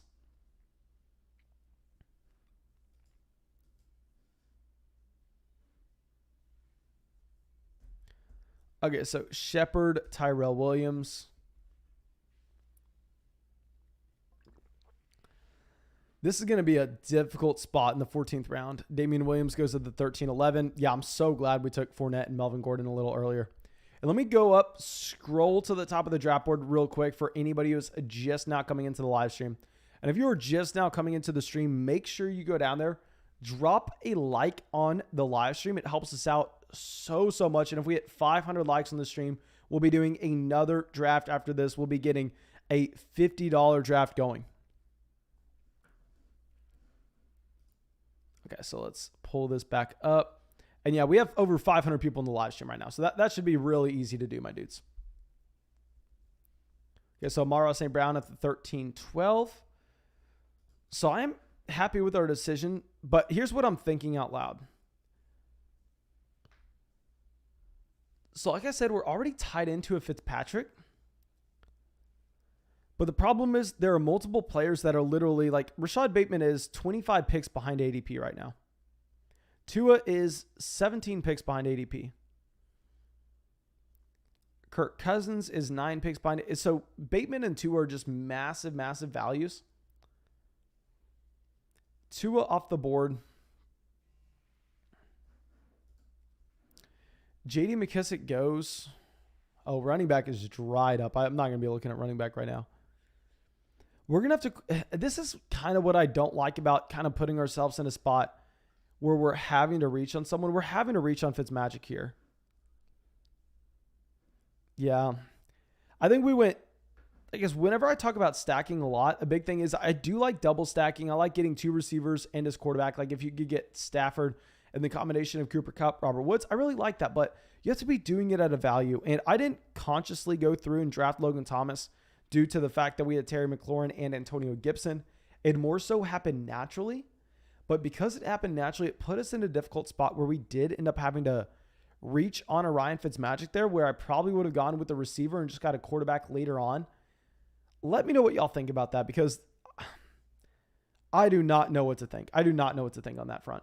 Paris Campbell, someone that I've been consistently higher compared to consensus on, and now I am having to put him on my do not draft list. I can't draft Paris Campbell anymore. I mean, he's literally looking like, and this is something I may have to just take a massive L on before the season even starts based on preseason usage. I was coming out here and saying there was a chance that Paris Campbell is going to be the wide receiver 1 over Michael Pittman. Paris Campbell looks like he could be the wide receiver 4 in Indianapolis right now. Paris Campbell looks like he could be the wide receiver 4. Okay. So Hamler at the 14-10.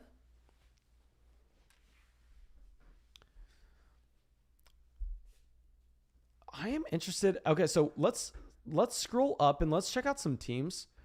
So JMW, it looks like he only has 3 running backs on this team. Yeah, so he only has Miles Sanders, Travis Etienne, Chase Edmonds. At receiver, he has Adams, Lamb, Antonio Brown, Elijah Moore, Jalen Reagor, Traquan Smith, Paris Campbell. This is going to be a tough running back room. I'll say that. It's going to be hard to find some value. Okay, so Aaron Rodgers, Justin Fields, you get the double stack with Rodgers, Tunyon, Adams. Yeah, I guess here they just go 3 running backs on a road in their draft. Actually, I'm sorry, they have 4 more picks. Maybe they get 4 more running backs, so they get a receiver. I guess I'm assuming they're done at both QB and tight end. I'll say I hate the Justin Fields selection. I mean, if you could have had the potential to go and get a Jamal Williams and a Tony Pollard on a team that needed running back like that, and then instead you can just end up getting a quarterback later on, like a Trevor Lawrence 1 round later. Like, I definitely prefer for that roster that needed running back, the combination of Tony Pollard and Trevor Lawrence compared to Justin Fields and Jalen Reagor. Just a small thing I want to point out. John says, yeah, I really screwed my draft up. Yeah, my man, I'm not trying to be mean or anything. Just trying to go through and, because like if I was being in your shoes real quick, we're looking at the 104 here, guys. I'm honestly fine with Adams. I'm fine with Waller. I'm fine with CeeDee Lamb. Love getting Sanders, Etienne here. But looking beyond this, I think we have to try to figure out, I mean, even getting a Chase Edmonds at the 7-4, I really love this draft through about the 9th round. I think here with an Elijah Moore, you kind of just have to identify that you need some running backs now. Like if you get a Zach Moss over an Elijah Moore, you're still going to be extremely strong at receiver. You're going to be elite at tight end, elite at quarterback, and you're going to have an average running back room, which is fine if you're elite everywhere else. So I think getting a Zach Moss here over an Elijah Moore would have made a lot of sense. And just the Justin Fields pick made no sense to me. I think those were just, I love the draft overall. I think they were just 2 crucial picks that kind of threw it off. Okay, so now we are back up on the clock. We are no longer looking at quarterback. We need 1 tight end, presumably 2 running backs and 1 receiver. So we probably need 2 tight ends. I do not know how many tight ends we should be drafting. Okay, so all I do know is we probably need to draft 1 of the tight ends here. We're going to be taking a Jared Cook. Jared Cook, someone I've been adamant is being overvalued in drafts. But one problem is I've been drafting a lot of Anthony Firkser, and it looks like Anthony Firkser may not necessarily be a good draft pick as we once thought. So I don't want to be stuck in a range where we're forced to draft him with our next. I mean, if I pull up my Anthony Firkser percentage right now, it's embarrassing. I have him in 16.2% of leagues. He's my most drafted tight end. He's my most drafted tight end. Of course, I prefer an Austin Hooper. I prefer a Cole Kmet. I mean, this is kind of why I wanted to roll the dice and possibly get a Fitzmagic coming back to us in the 15th. I just don't think I could. So yeah, Jared Cook, I hate him, to be completely honest, but I think we kind of have to draft him.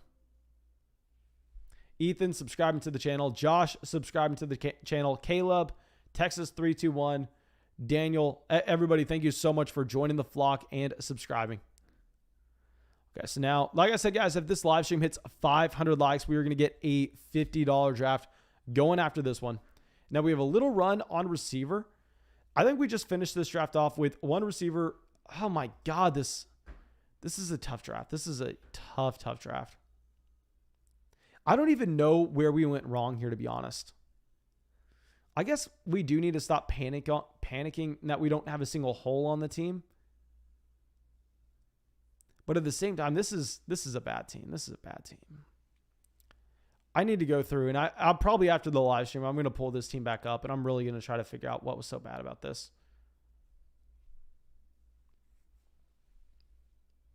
Yeah, I hate this team. Okay, so Chuba Hubbard at the 1603. Are we going to get our guy?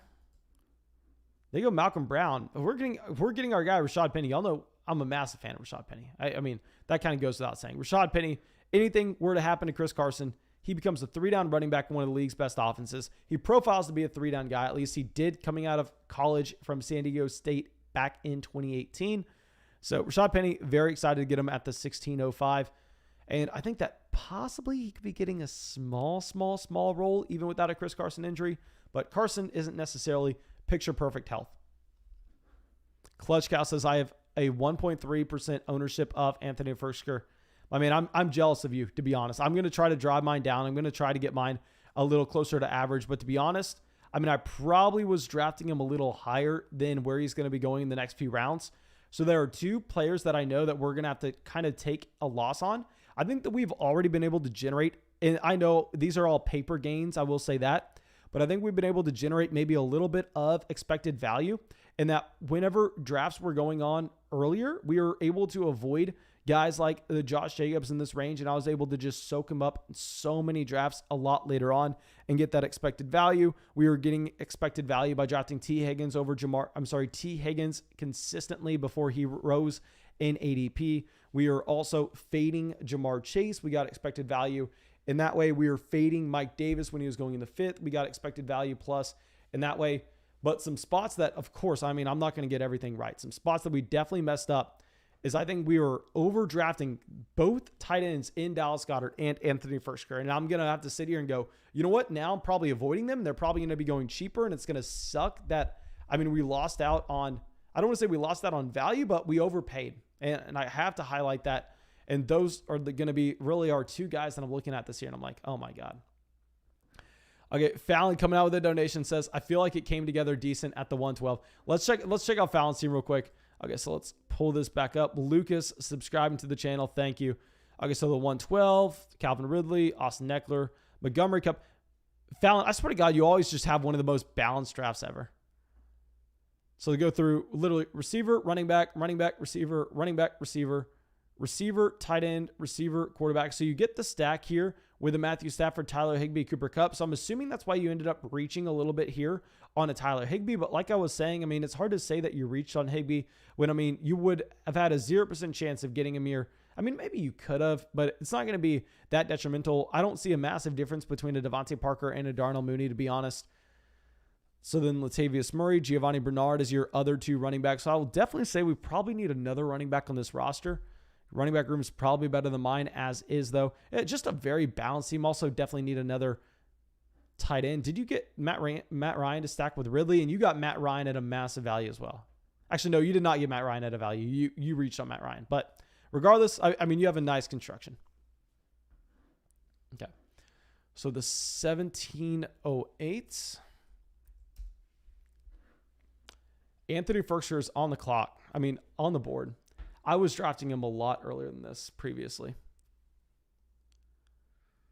Oh my gosh.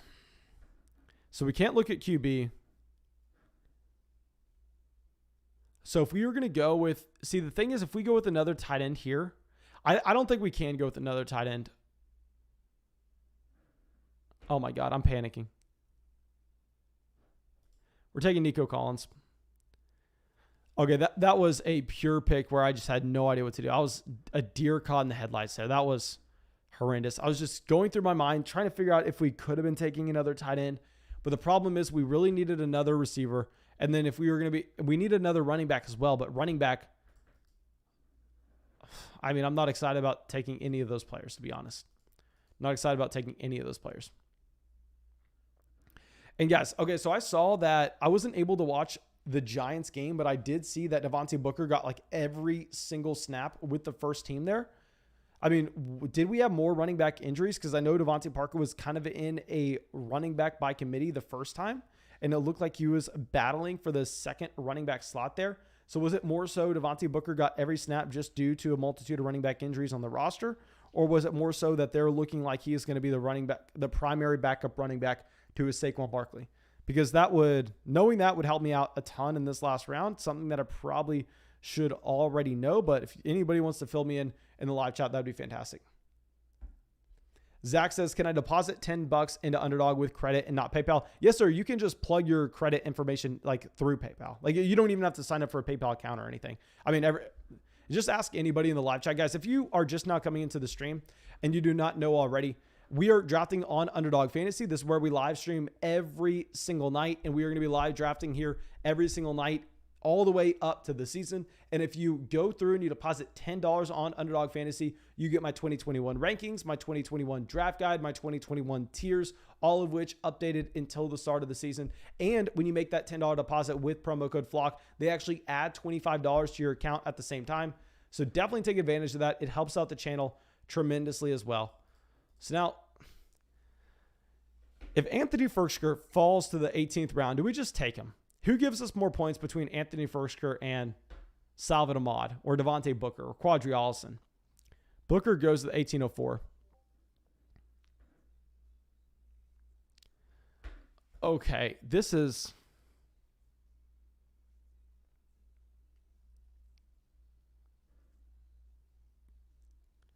I simply do not know here.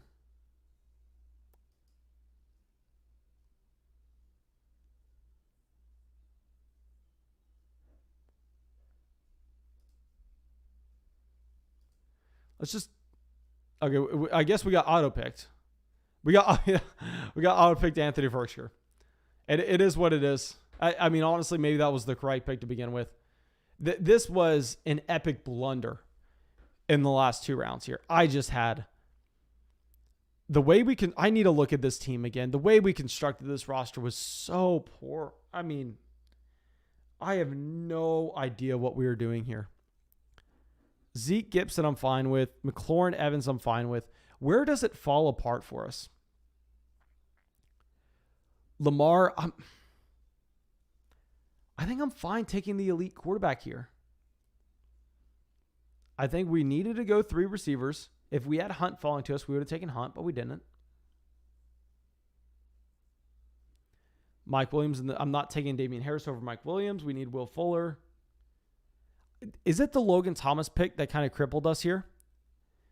Let's look at this on the flip side. If we go Rojo, Melvin, Irv Smith,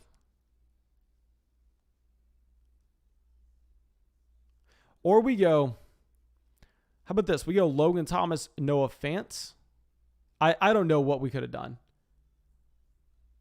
I don't know what made this draft so poor. If you have an idea on how we butchered this last draft, I would love to know that, because let me see what you are saying in the chat, because I think that I butchered. That was the worst draft of the night. That was probably the worst draft of the week, to be honest. And it was not only a bad draft from the beginning, but at the same time, it put us in a spot that I had never been in at the end of the draft, and I just didn't know how to react. That's something I'm going to have to research, and probably not after the stream tonight, because after the stream tonight, I'm going to be sending out a ton of draft guides, but most likely in the morning.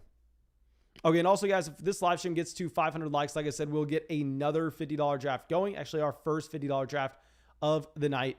And also, I will say, guys, if you have used promo code FLOCK on Underdog Fantasy and you made that $10 deposit and you got that $25 added to your account, make sure you send me a DM on either Twitter, Instagram, Patreon, Discord. It's all in the description of the channel. And just shoot me a DM. Say, Mason, listen here. You bum, you man that does no idea what you're talking about. Your team at the end of the live stream was horrendous. We all saw it. You embarrassed yourself.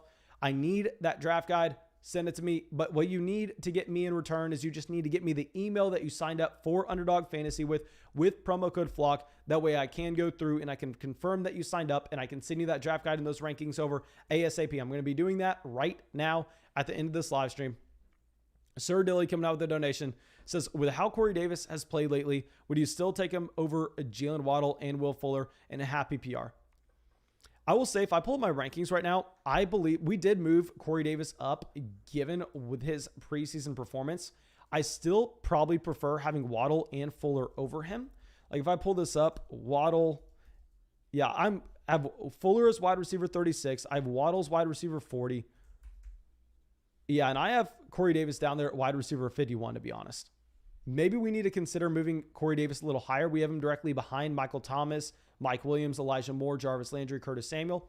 If we pull up where this draft, like where he went in this draft, though, I think that he honestly, maybe I'm wrong. Maybe he is going higher than I'm giving him credit for. Corey Davis hasn't been someone that I've been drafting that much. Let me look up where Corey Davis went in this draft. So Corey Davis did go right between Will Fuller and Jalen Waddle. So maybe I need to look at that ranking a little closer, especially with how good Zach Wilson looked. Thank you for bringing that to my attention. I possibly need to go through and try to reevaluate that Corey Davis ranking. Okay. So it looks like we are not going to hit 500 likes on this live stream. It looks like we are 30 likes away. But thank you, my dudes, for coming out to the live stream. I will send out a link right now in the live chat for our free fantasy football group chat. This is a free chat. You do not need a credit card. You do not need an email. Not trying to get you to sign up for some email list or anything. Literally, it's just a free fantasy football group chat. You click the link. You're in a group chat with like 4,000 people. Let me grab the link. I will send that out in the chat right now. And also thank you for everybody subscribing, and let's get this out. I just spammed that in the chat, I'm pretty sure. And yeah, that's all I got for you, my dudes. Hope y'all enjoyed the live stream. I will be live streaming again tomorrow night. Tomorrow night, actually, it'll depend on when the game is. Maybe I'll probably go live during halftime of the game.